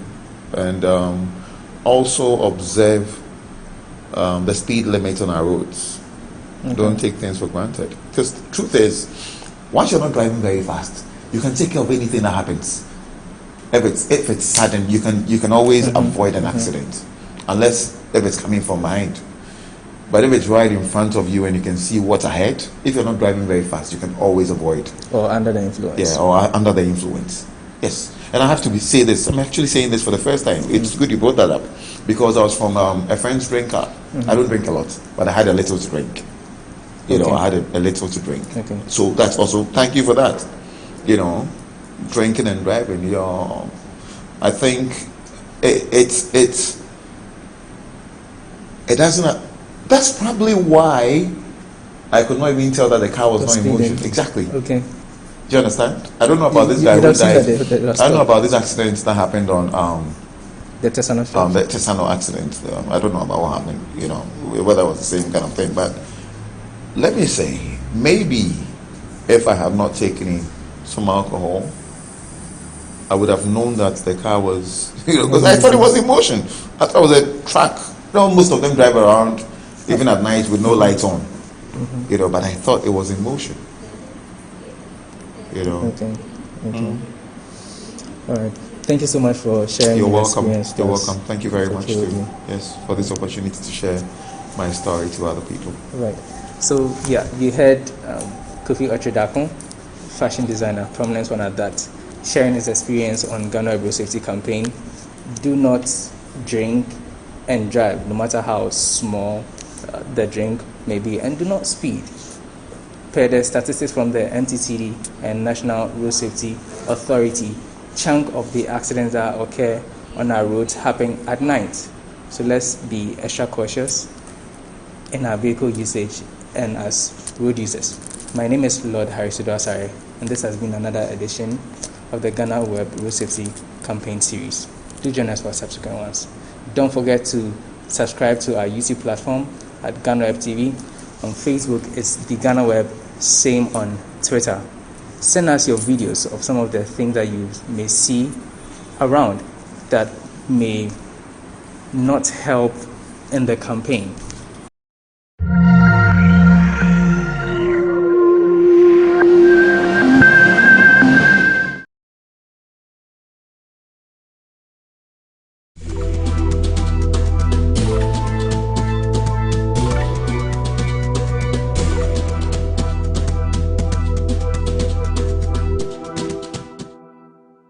Continue thriving and obviously achieve higher, and everybody knows that even though I'm not working with them again, but my personal relationship with the owner and many of the management and the staff, it is where my heart is. So I wish them very well, but I'm sure that even without wishes they will still do very well.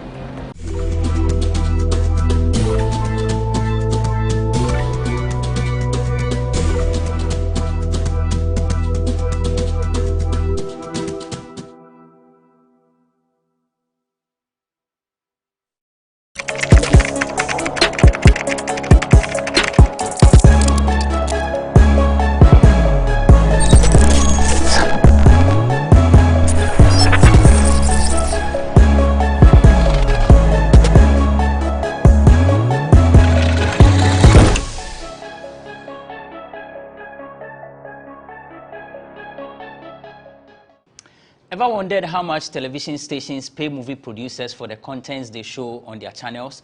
Well, they say it's meager and that you'll be shocked if you hear the figure. But if indeed it is woefully inadequate, why do they keep on selling their movies to the television stations?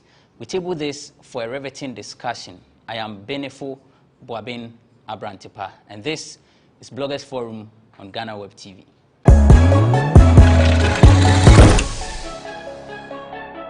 Thanks for joining us on Bloggers Forum. The show is sponsored by Cheesy Pizza. Cheesy Pizza has what you want from juices, smoothies, jollof, fried rice, spag, and meatballs. We have great deals for you all week round. Cheesy Pizza gives you the McCheesy combo every Monday and Thursday. With only 49 cedis, you get one small size of pizza, fries, and chicken, one cola drink at all branches. Tuesdays are Super Tuesdays at all Cheesy Pizza branches. Buy your Super Family Pizza at half price every Tuesday for 40 cedis at all Cheesy Pizza branches. Be part of the midweek bonanza every Wednesday. Buy and get one free at all Cheesy Pizza branches. And also remember to start your weekend with special jollof and fried rice from Cheesy Pizza branches every Friday. Call 026-41-33397 to place your order. Cheesy Pizza, your way. And I've been joined on the show by Vida Educhumwa Boatin, the vivid, vicious, vociferous Vida. Vida is a columnist. Vida, Kwaba. Be fine. Between me, dear. Now saying dear, almost so power. Now I feel me show you. It's been my signature look for years. Oh, really? Yeah, will be your name, say. In time for me, a big gumi one for special occasion. Special occasion, a beer day. Oh, so what now do birthday? Obey teacher house a cocoa now. It's not the UT. You're also a September born. Yeah, I never knew. I'm 22nd actually. And I date 2nd September. 2nd. Yeah. 20 days. So it meets my train when you deep birthday now. There before they kind and I'm more to near to you. How old are you anyway? How old are you? Who they eat? How old are you? Who they eat? Eat what? Nane already do is what? Eat what? Eat what? Who they eat? Cheesy pizza. And I commercial ones. Nane already do is with oneplayafrica.com. Nana Akwaba. Yeah, fine. Oh, nice. Also birth month here, that way. Oh, me the Leo. I get 6th August. August. Yeah, proper Leo. Yeah. My brother is August 4th. No, he's not Leo. It's only one Leo in the world. It's just me. Yeah. Oh, yeah. I'm a Brunese on standby with Nkomo.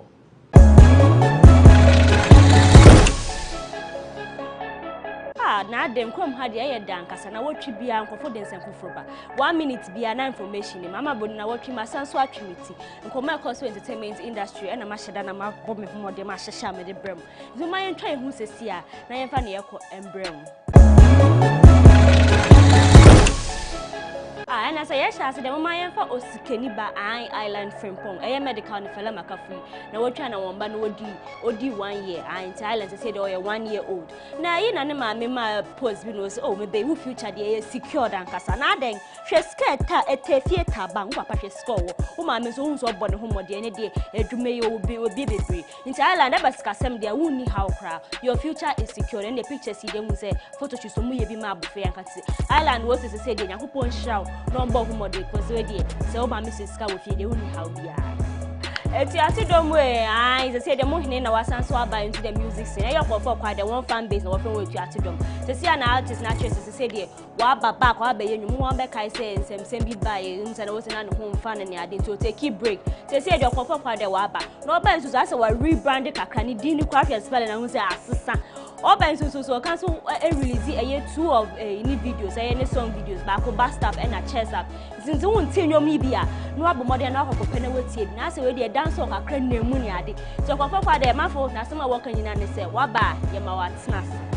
Na me bisa unim eye Ghana ni numtini ya friend G-man ai say na say na wo buy the moon tada antini no but nunyom bia ko say tanana shining bright pomodi ana kwhye tinyo na nkaseti nipa na meka no ho ase na G-man na wo de munim story na e say bi ko buy no board driver ni bitu wo de no ko to prison ya de say de won yi na ni de won yi de dada but all the book bi aba out a o kire eye ni okwo mu ni ade from fame ene amani ohun nyina e no ko eye interview as a promoting or promoting booking na in common mu ba ko na de betu jaso or no this is your person worry a year television presenter delay and delay ya no so person worry na isemi ba na mafuka say delay na so be worry na na ekoso no be cast delay what nsem na etwegu chroma odiman so person worry no say we dey cloud chasing and as a person do hu dide mu ni ade nti ono de on take asem na na Jima na baba replies ade na nkasa o kan keke kana fa ya mu analyze this am fa na ma fa asem na na mu digwan nti o say enya sa na o kan no no kwa wasan so atwena no asanse sa delay nsem na ka so person worry o wan kan yenti wa twe asa amanfo se dey say akodi ese so ba krom ha ya Ghana ha na wo hwehwe artist a wo twabon na wo yibon na wo didi na tema na ka mo fa henche ne man ai sa akodi ne ese o se krom ha do no na oye artist a wo ye yawo na nkasa anka mo fa Shatawale kran so nchen nsem ye kokan wo eye one play Africa ai on etili nipa e kasa no so krom ha de Shatawale na wo baka se obi a wo didi na tem wo trolling wo internet ne so but there be ono no sa akodi ne ona manfo didi na tem amanfo ja se masa akodi ke mu ne ya adua na mu so sa akodi so waka se won awoye yawo na anka wumbe mu kredi so yes also there a trip of general and D crime ono din send abetujo twema krom ha se mu makokoye mu ho se new art bi ba kroma na fe de won na wo ho old timers na fe de ma park mu akwakosi o sada mu ye enye fine ewo mu say new artists for aba new crop of artists wo bo ho modern music industry say de wo nwom na yebo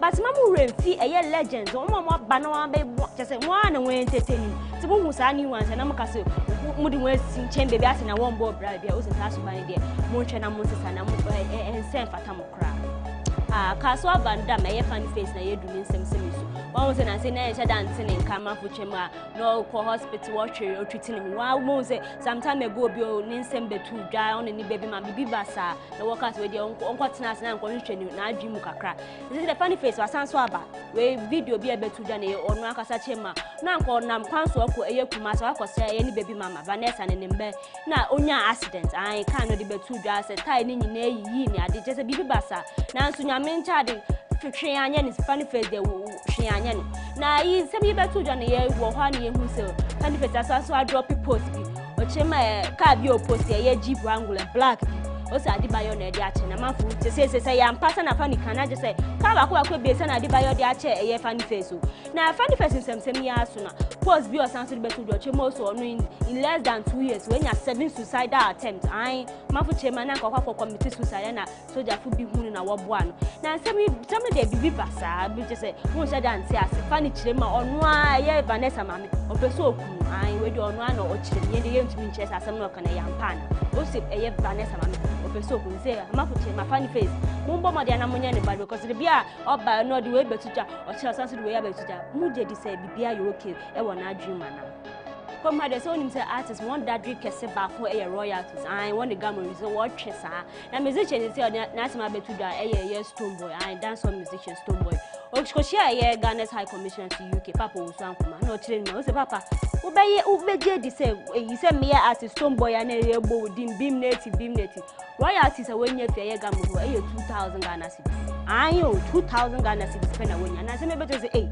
so Brian boy na 2000 pe ai na yi na ye twani mpoza nkagamo ko be kasa na resoma de abeto jaso eyi sa defend taxes bi na ase Stone Boy be so o use ma on start kwa wu mu anwa afro meeting se bra na ye nka eye royalty yasem wamba abedi ye na ma na on nam na pese wo say ye ndi ka say ye royalties yi hunya nya de but ase ni betu janum se artist we bi ache ma won so royalties mo nye bi ye ebinum nye bi won akasa se de amafu se kama mumba madia na munye mu edumeye na artist o bra se wo san wonim fifiri ni na wo be ko fwe na hwe wo nya hwe wo se mumba madia na munye medum na artist ko entumi benefiting some kai Irene Logan of Stars of the Future fame Irene and first on if na wo ye group na wo separate Irene no dey same be to do chema we Stars of the Future be head say no 1 year man afede o start so onum cigar cigarette onu o start num bi o se nkofo na do won hu bon won na wonum de na PPE bi kire no bon so no won pie na no so enum bi ka ko chema no kwapo baby abusu ofim ni ma men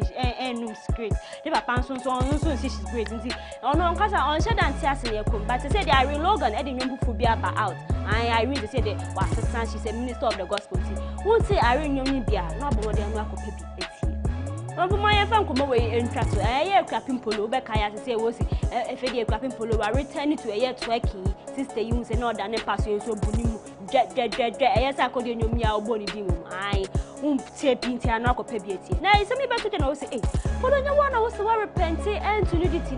Polo, Nanka says, I honor no kind, but they don't you know, on Shadan, yes, and Yamano, but one castle orange to keep you. Tamapo, Moon was some no kind, Moon Casena, or no kind of also on you. Also, twerking the castle on you. Twerking, yeah, Polo Chairman, no name and one on your deals, no division about. And you want to make a chance on the jar twerking. Polo say, on the twerking, any jail, or bet twerking. The Polo Chema twerking the own giant no judge. Aye, so I cannot twerk at the deals before this cabefie. As they know, giant, man for Mamma Cassan and Polo, some can't say it depend you. Aye, now what treat them for my cost entertainment industry, Zama Bruni, the born I'm the best so much. That's the neck. Ever since Russia, I crabble.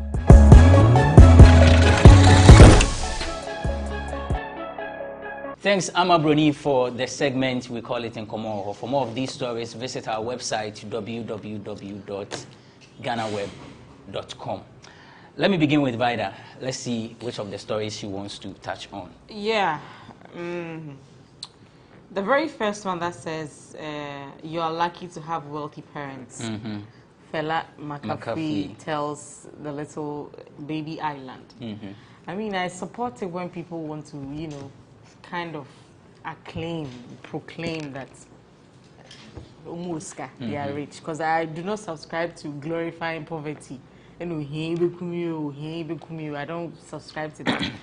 But the quality of character as a parent lies in the training that you give to your child and what that child actually turns out to be.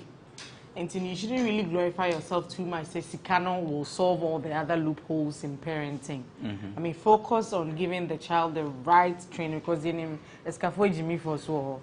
we don't want any child turning out to be no be the too.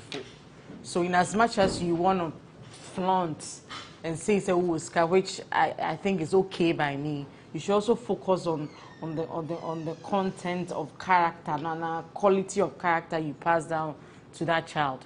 Because mind you, both of you are entertainers. Both of you now, I'm referring to Felani Medical. Your child may grow up seeing a lot of people smoke around you, engage in other vices, and it's linked to what we do in the showbiz industry, or very prone to that. I mean, people, some of us grew up looking at it on TV and make believe. But this is the case that she grew up looking at it around her.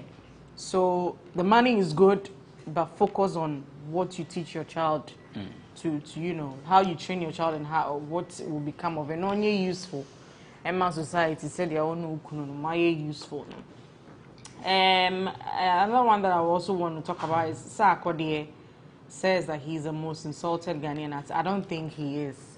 I feel that he's just basking in the ambience of Nancy as he's leading the trends. And I think it's only the team. Normal imagine say every week, you know, they want to lead it. And you know, very soon, I hear Basati before. But is that strategy working though? Episode 4 is that strategy working?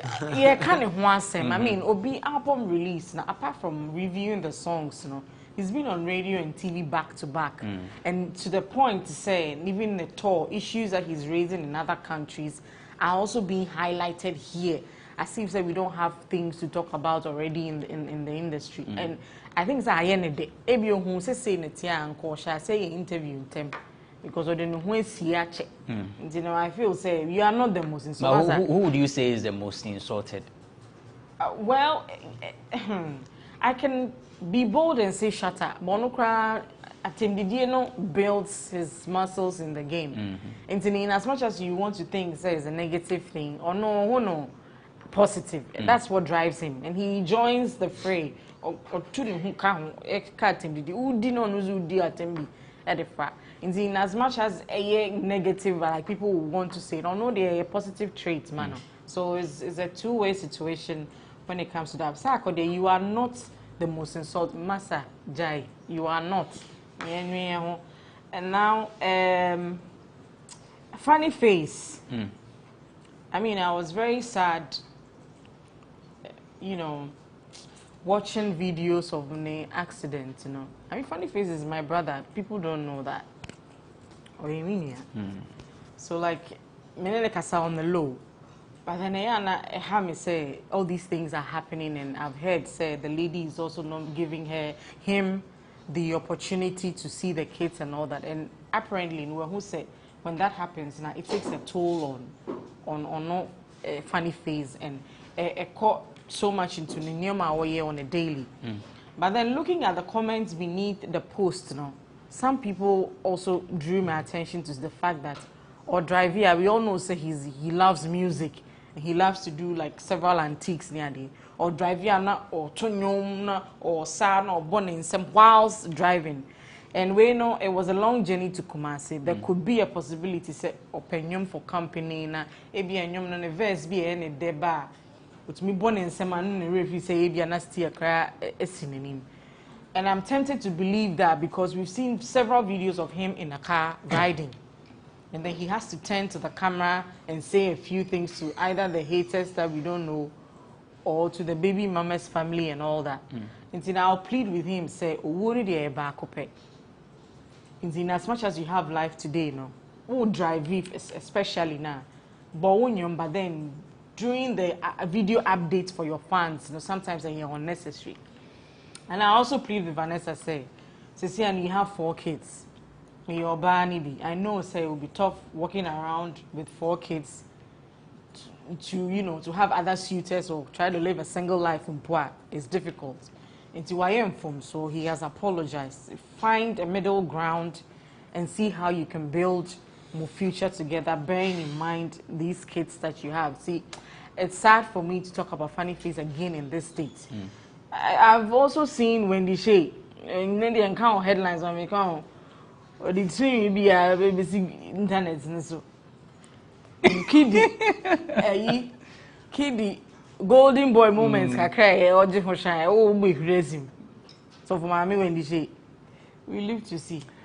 Nana, mommy too. Some kind of Obi hairstyle.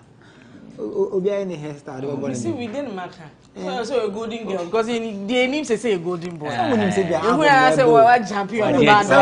Some name say the album say new. Oh yeah, no, see we live to see. On also golden girl the banner. That's the sack of the case is the most. We live to see because I'm out for kika. Asemi ya eke. Ya kwa say massacre then no see a trend. I'm fan. Say or the people be so there. Lie. Nana mami tio. Oh, Rante. Esema so now Vida Kase Sako they say is the most insulted no. Episode 4 ba Sunday 8 p.m. in same no. Mwepi pam enti YouTube One Play Africa. Ubenya episode 4 na hwe.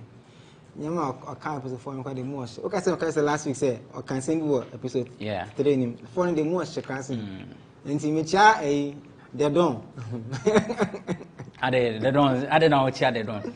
They don't. Useful content there. They don't say. They don't. Mama, first of all, one friend me to ask for even permission to use my content, you know, but you use the content and it was monetized. You know, yes, giving me credit on a monetized platform does not only cut it. Let's be sincere. You get it because it was on YouTube, it was on Facebook Live, and your Facebook Live is monetized. But it's fine. It's not a problem. I'm lost too. I don't know what the Don said. No, I don't know the issue. I'll tell you what he said. The Don is my biggest fan, and the biggest fan of my TV host Tilly Kenipa. And you know, he was overexcited. Nenyaja, and Mama shout out no say Tilly does not deserve to interview Sarkodie. I think he said that she lacks the experience to. Yeah, and I felt happy that he said that. At least. It shows that he's a fan of what we do. And you get that and say, as a matter of fact, season 2 of Bold Convo has been renewed. Into this September, another 4-part episode series ever. Tiliani Jinem. Tiliani Jinem.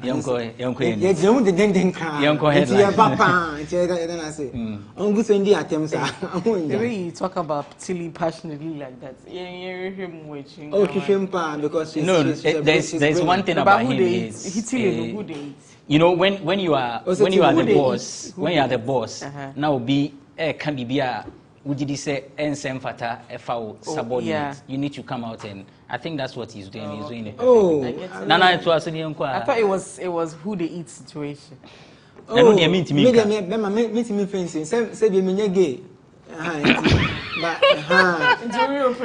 I am in America.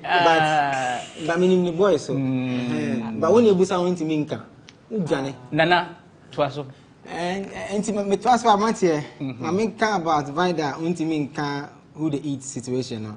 I said, because I am in TSS Vida, na Facebook, you boost out who they eat. Let me just set the record straight.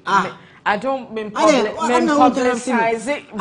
This is not fair. This is not fair. I don't mean this is wrong. Me who they invest me advert me by me I advert am. Yes. Okay. Mate. You don't Martin no interview. Nana I am going. I don't Martin no interview. The me can survive there be on Facebook and you person say who they eat. I won't answer. Okay. Now I saw a pundit. So I feel like a man am about a business sometimes also multi who they eat. Now a boy.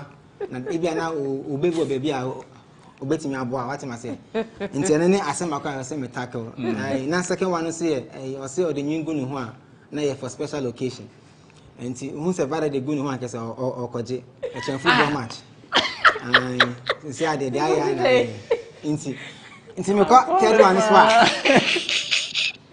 ade me ko de we you got third one nti me ko third one so abanti asem we aya na aya me mobo. I've had serious conversations with musicians about it. It's the understanding of the music rights in Ghana, the usage in Ghana. Nasia Yainia Stoneboy Akushia Papa Usankoma, and he made very sad comments. And you knew, because he said old artists. I mean, the likes of Ebutela has said that Otiminya close to rough figure 20 million. In terms of royalties from Europe. And he explained that because it's Europe, it's like Spain, and that idea boom. But a Ghana had the only one from Tuja because a ferry. So it's not new that he will say that. But this is where I want to pick the conversation from. I was expecting the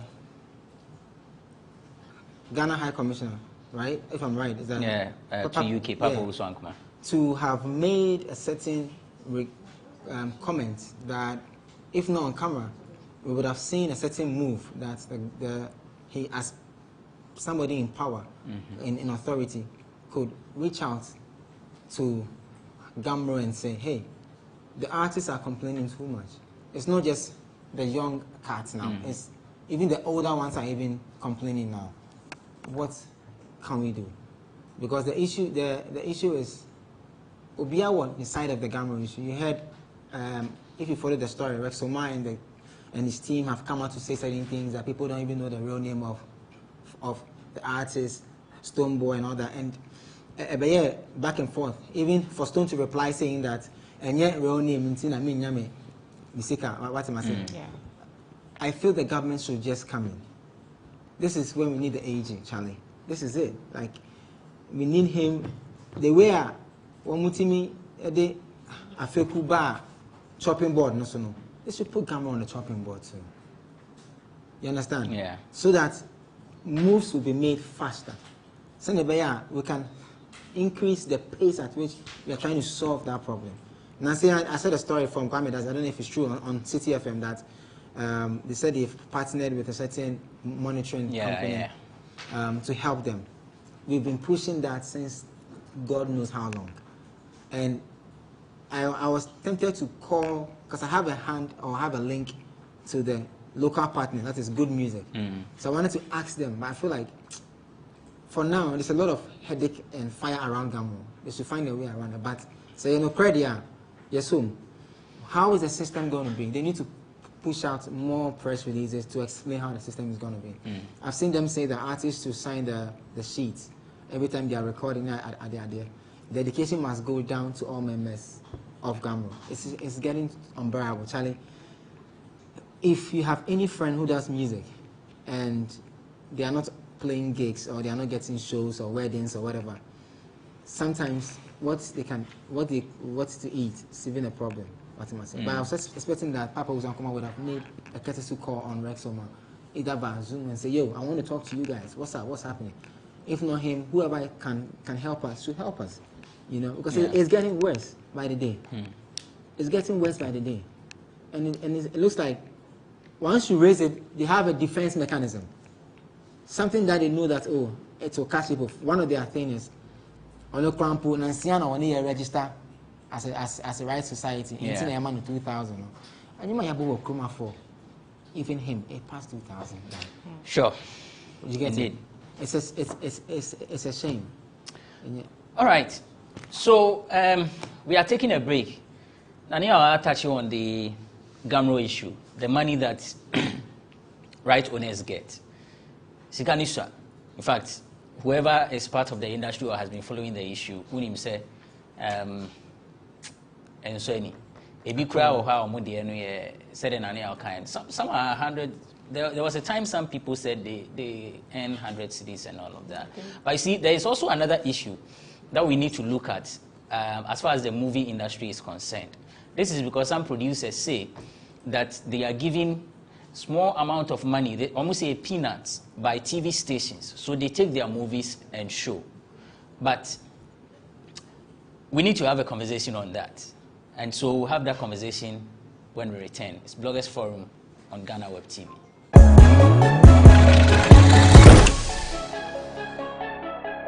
Hi, my name is Nanama McBrown. I'm proud to be part of GhanaWeb Road Safety Campaign. Please, do the right thing. Save a life. Brim.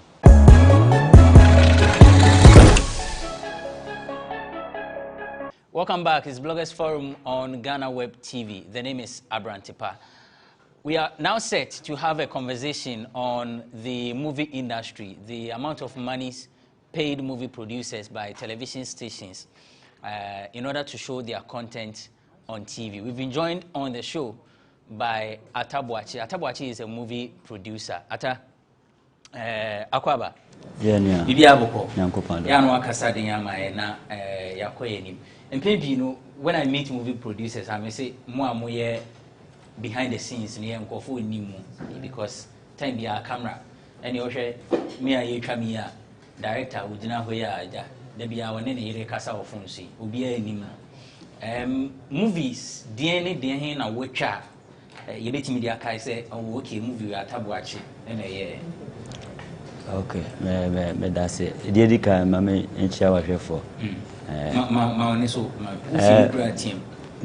movies media be adepa ana mejeme do no ankasa ene ye me ankasa misika na me invest adepa na mejeme do but ya ka de me ye mankofo nti adepa na mejeme do no who release no da ben year ben me mejeme do no 2013 na me ya adepa no 2017 and if you na me production bio adentina won production bio me boka yeah o boka besen sika me di shame no manya me sika no back nti odi say ni shame the debate is close to 30,000 but manya sika no back 30,000 but you o break even like so 30,000 when you back manya back me fan is unya besen back unya be 20,000 10,000 akana I am a obo besia ena etwa ye enkofo bi na so wasene anase sika no na ye wanka saudi na me die wo mu ba me chi bi on say duma na ebi wo ha o say wo mu bi so wasene kaka ntim jo bi die kakra e be shem ti se omu gusu dan waka ho oh na eyamia me hunam ne panti me ka say fiasa okay movies no mucha distribution marketing ne isanyeme say na mo how do you go about it mo yen is ya marketing tupe akra no kumase kantamanto ana kajetia enti se beba bontia se se bia ene ye Monday na me release ya mene marketer wo kantamanto beba kasa na mene marketer wo kumase akasa na quantity ya pese ye twa no ebia ya place order no wa ebia Accra Sounds and as SKD ebia ye kumase 5,000 Accra 5,000 na ese ye diaba sana ye no okay and 5,000 kumase 5,000 Accra 5,000 ne sa Yes, I place another order. Characters no, actors now mu use no. Omu boa Emma Oton movie no, marketing the movie wise. Omu bo hu the rule, and I say omu da so omu de omu chewi. No ma pom baby atina. Ebi no obi okura movie na we no when nim ni title on kai biem o ka chen say onu na be on kai kra say waye wadwuma kra da but obi wo so a obetimi adi akira kopim say ebeba ma waton awie nyina but obi wo twa wie wa nim eho asem bia then ebe ma obi ayesa say metwa wie then I also say ana omoti ho akira say ni nti ebi ho ayankofa da oni nipa ntam ena ma bia odi akire and odi akire kopim say time a ebeba ma waton awie no babu wo so a onni ni ayankofa no yetua ne ka be ko ba bia fine no e fa ne manager nsam na on do ba set be ya adwuma no ti oni woni bibia bia me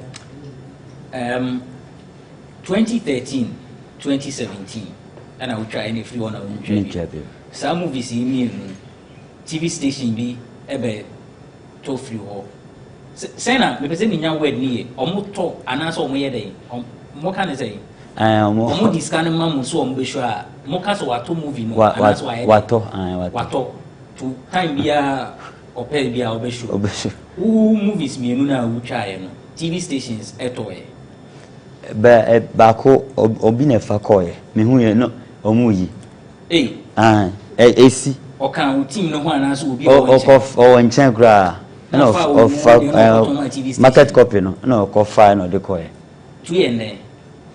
me free TV station na o se we say na de buy nti me free ni pa na be ka che na o se wona na de koye na wonu kra wachi ni pa na e ko ne wo hard drive so nti o se wan kan tin se wonyi media ne nka ho se no ni de onu ni movie eko wase wan kan chen wase oye no onu no copy goods no wan ka se onyi nti wo kan sa no wo de like asem no me ka chen se me de come copyright for okay nti na omuguso ene omu dili da ben no this year ya this okay I see na onu no de no okay enya wona auto yen tu hu sika oje because na you no mu but ebi wo ha minim sika ebiji sen ebi timi je 100 series 50 series kwa wo de wo show movie no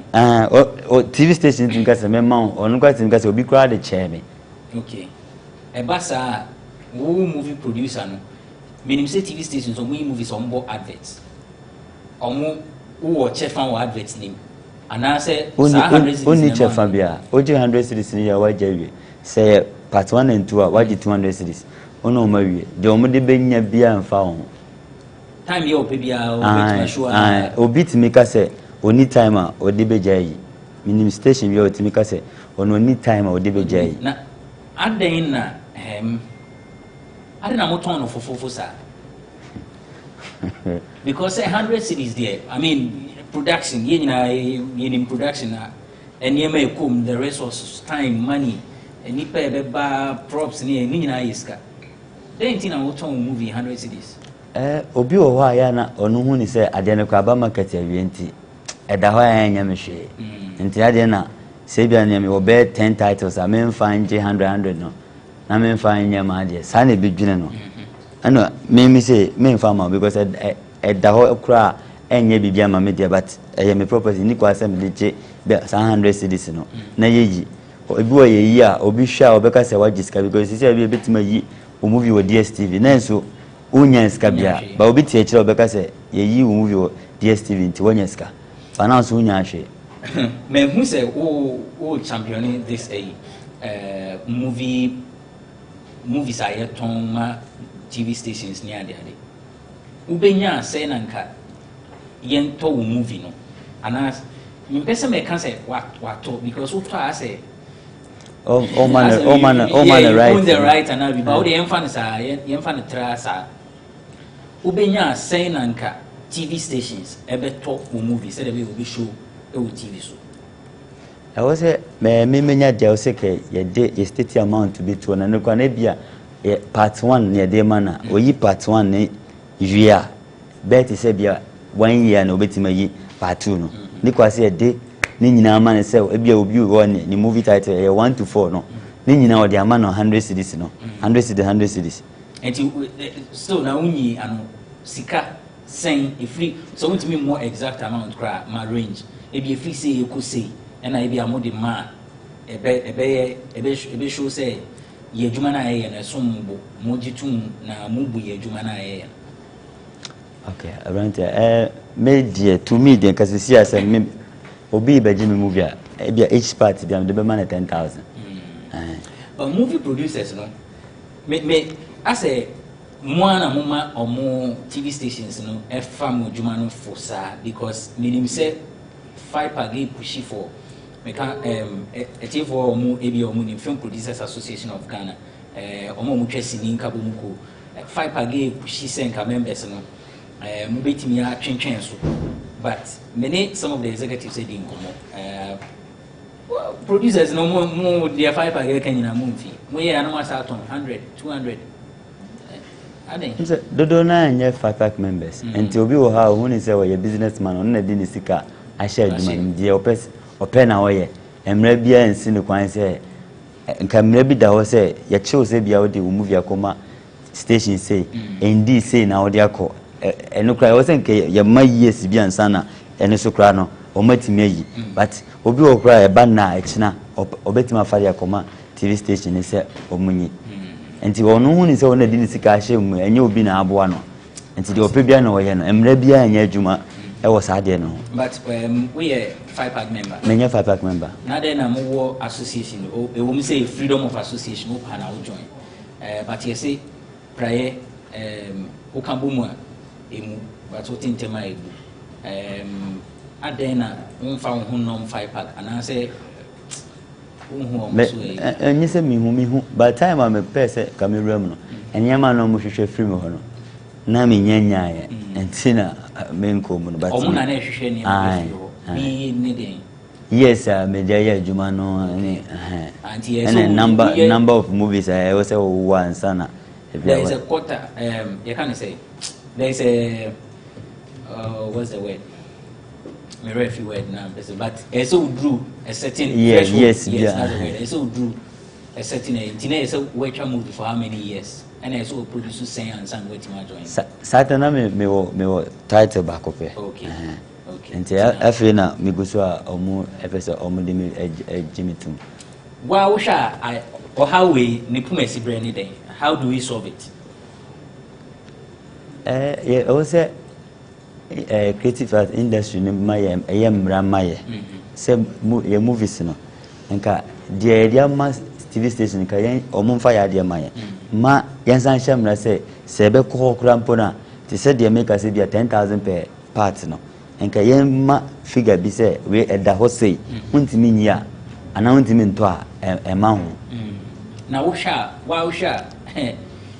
ebe because I say much ado about nothing obia ye ka say ye ebe okay mama ko abeja for her na mama sha say free vider ho say the wo gu ahomekoko yi runisi sai wala mama tio over nkomo we nkomo dada o yaka yenye hunu pon sibre ana mu bi dodo na so nye ready say adwuma na eje aguru mu besom enti no nko content kra na mane ko na kwakoye mami ka bibi ncho nko ofo no on ye sini no ebi ton no 100 cedis because ono akokra seminar bi free China ba obepe ho advert abo e wo TV so nti obeye bata oje 100 cedis na wo kana osan wo mo ni anwa bi a wakra ba wo de be ma TV station so fambo advert ma no enti ono hu ne say sini ni ye avenue a ebe biye kwan ama no ama oni media for edinsa wo so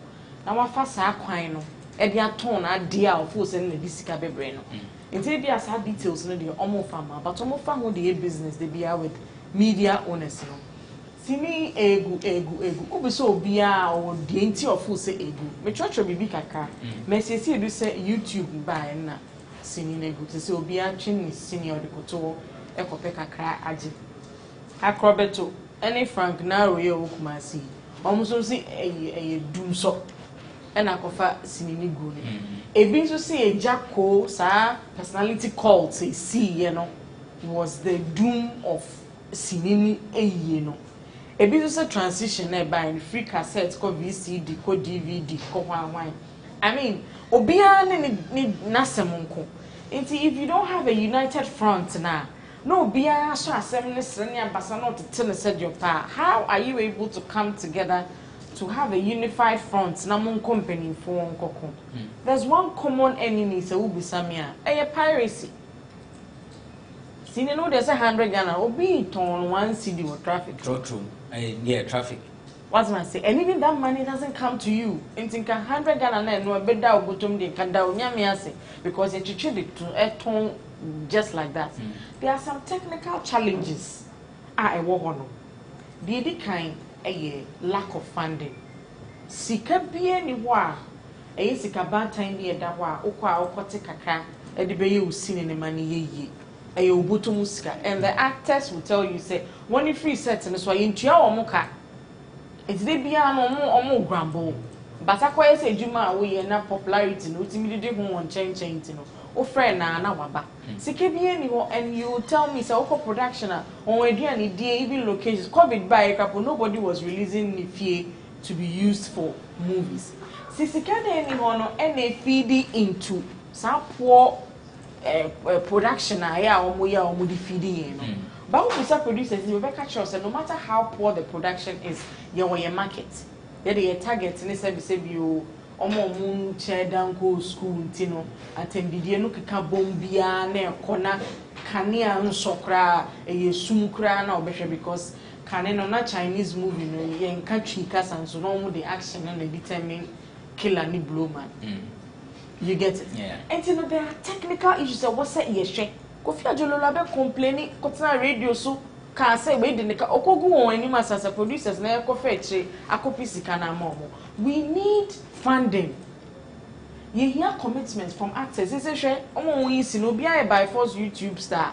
Obia woni show YouTuber or ye interviews. Ama ye say media phone kra ye hu baby ye fa because show na wo pay inviting on one person we be dada. And then go ye so be any day. You need to broaden your market, no? And to do so, one thing I have been here is a translation. I've seen movies. Peter said before I will tell you, yeah, Arabic in the mama other markets and so emoto. Na same time Jackie course Ivory Coast selection ni padoma pusha or mokoshen. It means almost any sini. But somebody has taken the pains to do a French translation. Who has in near the abusa say why and the yes have French translation now all ton was our Ivorian market no. Who kakrawa it was a wusaka yana. Should be a mutual TV so some way translation. What kind sini be power bro for that ya utira ya. Now because if I call French and I be because if I call Arabica and now be enti afo na e wo ye fie chi no 1 to 2 weeks na e wo mu na how can you come to abind and I say any unified front to say yen mwamo 5-pack president Nana Akufo-Addo ABA cinema what radio so say me ABA cinema no wo mu leaders no eno ti na sorry for be ye omukwa sorry na still sinifo egusi tiwa sini good dem a yenya cinema FM because okandifo be feel say ebefa half capacity ntima ye mie cinema na half any zero half any hwe enka de we na nkamfa so wo so enti me de meka a kire mo say adwuma no fana wo mu feature until you start to work from hono na wo benya sa unified front aban bia ne wo person de ne ho bo a group na industry munye unified ye chase ka ye hu bebie befa me say my creative arts for fund see a chase cafe obenhu atwede e koji di no ana koji ye adwuma no obenhu atwede a mo bebo wo sika ho sika no so aban no de mawa okọ account for it won't mean too ngusa so must tell your people problem no fakese na free mu fiche start solving na munja pesemi nkuminya no obinya baby jina wa aban mu be kakra bia na mo maka no watwa moja no you have to tackle the issue from there ya bre I don't know what to say because ya enkomodada enyuma so ode nya de mbetie Inti ye kana mo fa senior ye tie baby. Ebe ye obi anko ye bie YouTube page ni bi. Nana. I want to. I meet you. Hey, the vibe I can nature. I'm say be a I see the vibe I can nature. I meet you. Okay. Moving same media is, to me, it's just one thing: lack of education. That's what's affecting our movie industry in Ghana. Education, not just from school. Education is not just from sitting in the classroom or going for like school, whatever. But I'm talking about understanding the arts that comes with of making film. To film, there's also a business side. So let's look at some of the conversations that has come up. First off, why would a TV channel want to buy a movie for 100 Ghana cedi? I mean, why? On what mathematical basis? Because if you are a television network, you need content to run. Three key things that help you to run your channel. 1, sports. 2, movies. 3, music. And these are the passionate points of Ghanaians: movie, music, sports. So you find a lot of channels, they create content around, either they are heavy on music, or they are heavy on sports, or they are heavy on movies. Yeah, you get it. Movies, you find these foreign ones that are so you need the content. You know the cost of producing even a TV show. It's not anything less than 7,000 Ghana cedi. I mean, for one episode, it's not less than 7,000 Ghana cedi. Yeah. But because there's lack of education in the system, the TV guy knows that the people who bring the movies to sell, they don't have the technical know-how to even bargain, have a conversation. Even if it's for barter, there's a way we go about barter trading with movies, and the way we go about barter trading with TV content. You get it? And even music. There are 3 different conversations. So it's education. Let's talk about the IT part of film. Let's say Messi is right by saying because of YouTube, it's affecting them. It shows you how there's lack of education on their side. These days, people are creating amazing movies, and they are monetizing heavy on YouTube Premium. There are some movies I watch that it's like on YouTube Premium, and the budget is better. Also, lack of education. Amazon Prime, Netflix, Hulu, Roku, and all these guys have, even Twitch have VOD platforms that are giving out support to movie producers. Where is education? How do you package? How do you go there? Nigeria has Netflix, Niger. We don't have, because there's a certain lack of education in our system. So it's like what we were talking the other time on the other show, where I was explaining how Ghanaians, we take things for granted, right? I have a passion for filmmaking. I follow after 2 movies. I call myself a producer. I call Abrantepa, I call Benis, I call this Muncha Senemame, I'm a pet camera guy. Hey, director mami. Maybe I'm a to also producer. Now, system, I work on just like that. And the issue is, listen, the 5-pack issue Vina talked about, when I was heard it, I was laughing. I laughed and I even found that in my office. You get it? Systems are changing how films are being made. The word Corona hit Hollywood, right? Yeah. And we all said that, the cinema culture in America was coming down. Look at how they use VOD platforms to rejuvenate or retell their stories. But even coming to America was on a VOD before it hit cinemas. Coming to America too, by Eddie Murphy and all these guys, it was on VOD before hitting cinemas. The culture is changing. People are growing, but our system is still on mediocrity and easy way out. Like assembly banner say was near solving and near easy way out. What am I saying? Yeah. It can be solved. I was asking somebody that why is a Nigerian movie, this movie, King of Boys, I don't know if you've seen it, trending in Ghana. It was like, movie never fair. I said yes. You see, Netflix is making sure that before I put a certain movie on my platform, it has to be a certain standard. Here, what is the standard?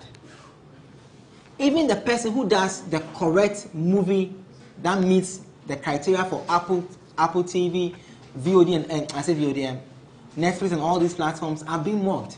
Yes, sir. Oh, and I'm moving here, and I'm moving here. We glorify mediocrity in Ghana over the right things across board, from music to movies. Each one for himself, God for answer. This thing is not going to solve. A TV station knows proper to do the right thing to set the mechanisms in motion. That if I want to buy your movie, this is how you have to get the movie to me. No Ghanaian wakes up and says, I'm going to give my movie to Netflix. Now, have you cleared the sound in your movie yet? The music in your movie, have you cleared them yet?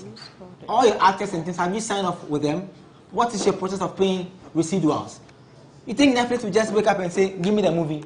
It's the same thing with television stations. They know. But one more day, lack of, and every woman. And you see, and almost every woman now, movie at the right time, people say, movie, no they don't even think that it's coming back to affect them as a TV network. Because if you are showing his movie part one at a less prime time that nobody is watching, and you bought it for 100 Ghana cedi, so watching when you be when you put that movie back on the TV, your viewers will tune off because it's like your stress and your bread. Hence they keep buying these foreign movies cheap from these guys. Telenovelas. Exactly. So you keep buying the movie at 100 Ghana, and you show it at a horrible prime time, like less prime time. Minimum TV station be almost show area, no more show anymore. And there's a movie almost showing for like a month. Like every Wednesday and I said Thursday be almost show that particular. Let me speak as a TV person, as an African TV director, right? Do you know why DSTV certain movies are repeated? Why? It's called a cycle. Because it's a paid platform, and we know that Vida and the people who are subscribed to DSTV hardly sit at home to watch a movie at a certain time. So the movie is rotated in a certain time frame. Sometimes it's a month. And see, you set movie 20. Now you push up a system. Now you rotate time necessary. And it's a 4 p.m. 2 p.m. That's how it is done. To meet the subscribers of their platform, their taste and their time. Corona by I say people were bashing DSTV power. How many call lockdown? People were saying, the one-way movie, it's not one-way movie because you are home and you're not doing anything. It's not ultimate shift. You're always tuning. Yes. It's rotated. It's a system. And TV stations know it's a system. But it's my headache. It's a system. System works elsewhere. We are here working around the system. I see there's no system for movies. It's a system. How are people in South Africa able to dominate world movie scenes theater now? How are they doing it? There are big movies from South Africa now.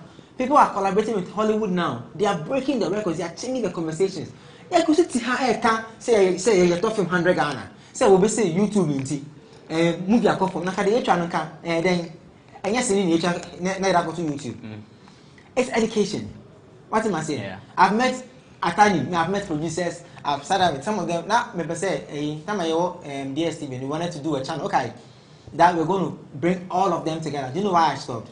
Why? The producers no the lack of education among them. One say yeah, organization you become a bad person. Because once I say what opinion wa film ko na kele ba o se unti ko kele na e now when people say medical to me channel, the right thing is that I have to pay on that. So you go and clear it so that when we are paying, you and I can split the pay and then we'll pay. Listen, fight away. This is in Ghana. This is much ado about nothing. Ghana. This is in na ibi a wo na America on papa wo na de o kan dey asa wo gidi asa wo yemu asa Ghana. Do you know that they can see? Let me make this example right here. Where me example I'm the culture. I went into a culture where a conversation where it's about culture, and I was trying to understand how people see musicians and actors in Ghana. Do you know what the person told me? This is a very big man in Ghana, politician. Pay me mupa. Also, somebody said cantata. 2021. Na say penny a woda papa na meka no wasem no. Baby a wote. Ne ene sanya wo hu yen. Say ye de say cantata. Na o de bill ko to nim say won san say won san na share say cantata for the lack of respect for arts in this country. If you know how big it is, even here in your office, go and tell your editor-in-chief that you want to do a show, right? About certain things. About chances are, commercial parts, maybe, now, what we say, because so now, as a child, I'm telling you. We are making but minimum so obemo anu esifom sir and for me there because our customers no minimum so obemo anu esifom because we are channel a lot of entertainment content. We have a problem. The people then I'm happy and I'm happy for you guys. So you have somebody who understands the art, who is leading your ship. It will help you guys. Listen, those in the oil business, those in the pharmaceutical, those in the you name it, the other ones. You know how they see us. Relief button. Right? I've interviewed a lot of them. Relief button. So at time we now, or no funny walk up and I will try and then bring out there. I say, oh, movie there. That's how come he will buy it 1 cedi in traffic. Because when we art, no value. On value. And could you say no? Ata what ye mabeja for omobu abemana. Oh, omomu abem. The omo can no more a adwin and I say fan baby reacted to that. You guys have to go and learn. It's the truth. Television content creation has changed over time. Content hasn't changed over time. Okay. The one is moving. Nana, Ata, what response to? Nana, seminar can also say in Siadia. I found baby me I made him to move Siadia. Nana Manokai Unina Oniano. Hina would you to me, Hina Union. Sir, all Cassie producers in Siadia. But generalizing, yes, yes, and your producer Biana. Untimi kan just salam say onsuade salam nim de oyepa nti so na ka say ensuade a o say ho no twesan na wo kire so omu nyina na ebi mu ana dodo na obodi ma say Abdul Salam, right? I sit on a conversation summarizing mami. Let me tell you something. When I say onsuade enye yawo, everybody learns. Be ensuade. The fact that you know a certain way mechanism doesn't mean that is the only way. So because ensuade, the issue of selling the content for 100 Ghana cedi. Like I just said, I gave it to you an example. Say there's a way I sell content. I produce content. There's a way we sell content to TV stations. There's a way we sell a movie to a TV station. The way we sell a music video to a TV station. So over Abdul Salam here, I know what you're talking about. Is the line of Iroko TV. That's what you're saying. But aside the Iroko TV, there are other VOD platforms that generate more revenue. And even Abdul Salam movie now can say no. What they can say because I'm sitting in the conversation right now about a certain tall line of blockage near the idea. What you got to say? Your system here. Okay. That's all.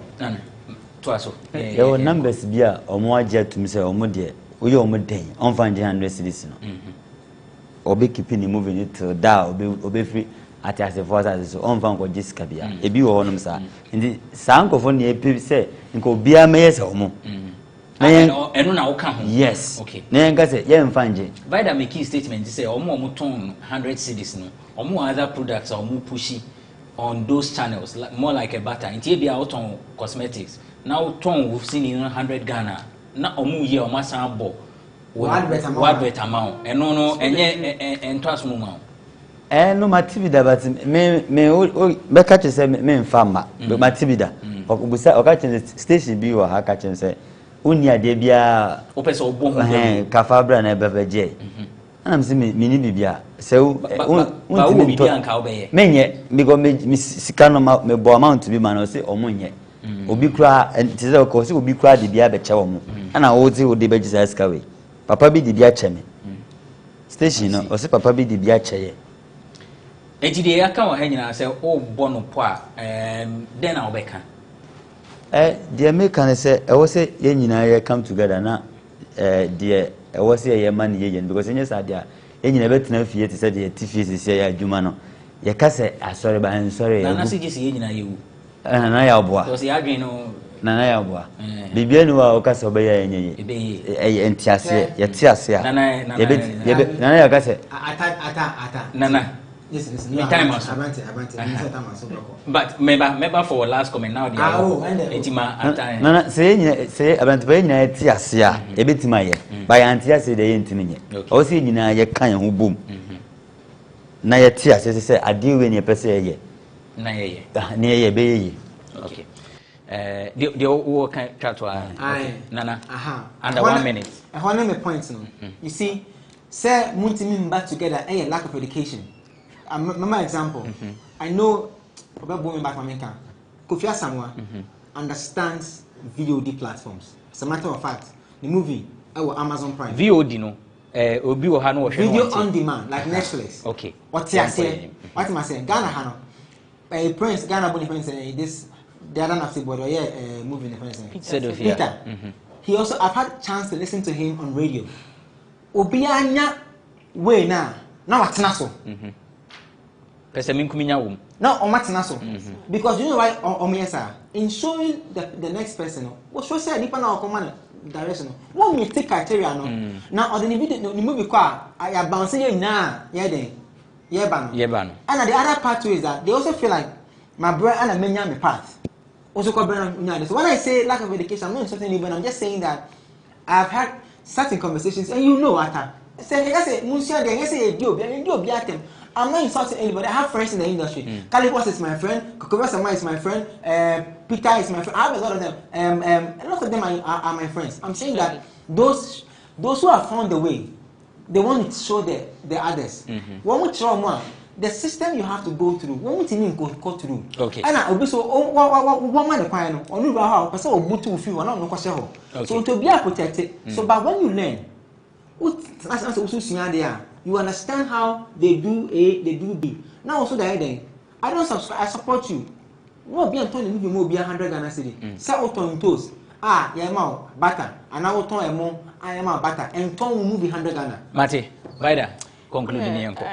Makana meka biem say mwankasa no yakase muyi mu ba ko no ndi monim kan a wobeko 1 year na munyi nipa no because obi a feel say oduru ho no ma onu de ne hia sembe duru ho ansa no de ku ni nyina collective problem ne duru ho mu so yema musika na munya moa bia na mo kate corners e krom ho for de oye ne so che bebra mo mpe o we biara ne enko ne sa emmoa esi ano Nigeria for movies no aba from kakran influx no from compared to the previous years. This is a time I want some fix some ho na mo take advantage. Okay, right, so I need to make the nyina ABC. I mean, I will say, show no cheesy pizza and a sponsor. So, cheesy pizza has all you want from juicy smoothies, jollof fried rice, spag and meatballs. We have great deals for you all week round. Cheesy pizza gives you the McCheesy combo every Monday and Thursday with only 49 cedis. You get 1 small pizza, fries and chicken, 1 cola drink at all branches. Tuesdays are Super Tuesdays at all cheesy pizza branches. Buy your super family pizza at half price every Tuesday for 40 cedis at all cheesy pizza branches. We be part of the midweek bonanza every Wednesday. Buy and get 1 free at all cheesy pizza branches. And also remember to start your weekend with special jollof and fried rice from cheesy pizza branches every Friday. Call 026 4133 397 to place your order. Cheesy pizza, your way. A reminder that the GhanaWeb Road Safety Campaign is still ongoing. We are celebrating our 22nd anniversary. GhanaWeb is 22 years, and as part of our activities, we want to reduce the rate of accidents on our roads. And so, if you see anything that poses as a threat to lives and properties, let's know. Kindly film them or alert us. We are live and interactive on all social media platforms at the GhanaWeb. Is the handle at the GhanaWeb, or send us an email, newswires@ghanaweb.com, newswires GhanaWeb.com. So let's help reduce the rate of accidents on our roads. The GhanaWeb Excellence Awards, we've ended submission of nominations. So it says nominatee will be our partner. What's next is the shortlisting. And when the shortlisting is done, we'll present to you the list of nominees for you to vote. It's the People's Choice Award. So, nominatee, nomination, deadline. I mean, a baby, nominatee will be a bio. Thanks for watching this episode of Bloggers Forum. I've been on the show with Naniel 18. He's with OnePlayAfrica.com. He's Tilly's boss. Yes.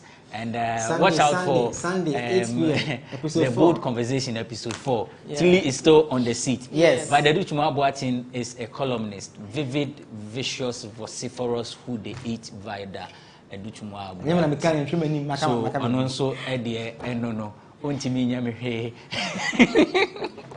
Atawachi is a movie producer of producing movies in 2013 and then 2017. Was Mama Boka.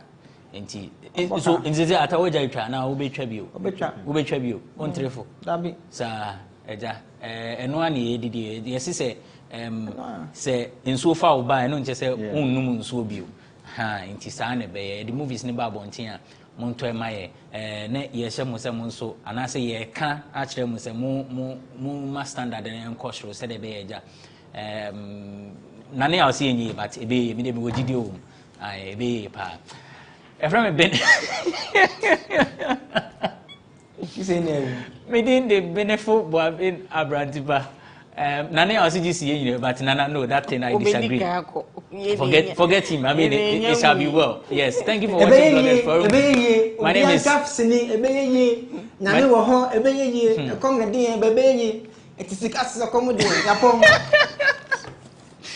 My name is Benefo Boabin Abrantipa. Thank you for watching.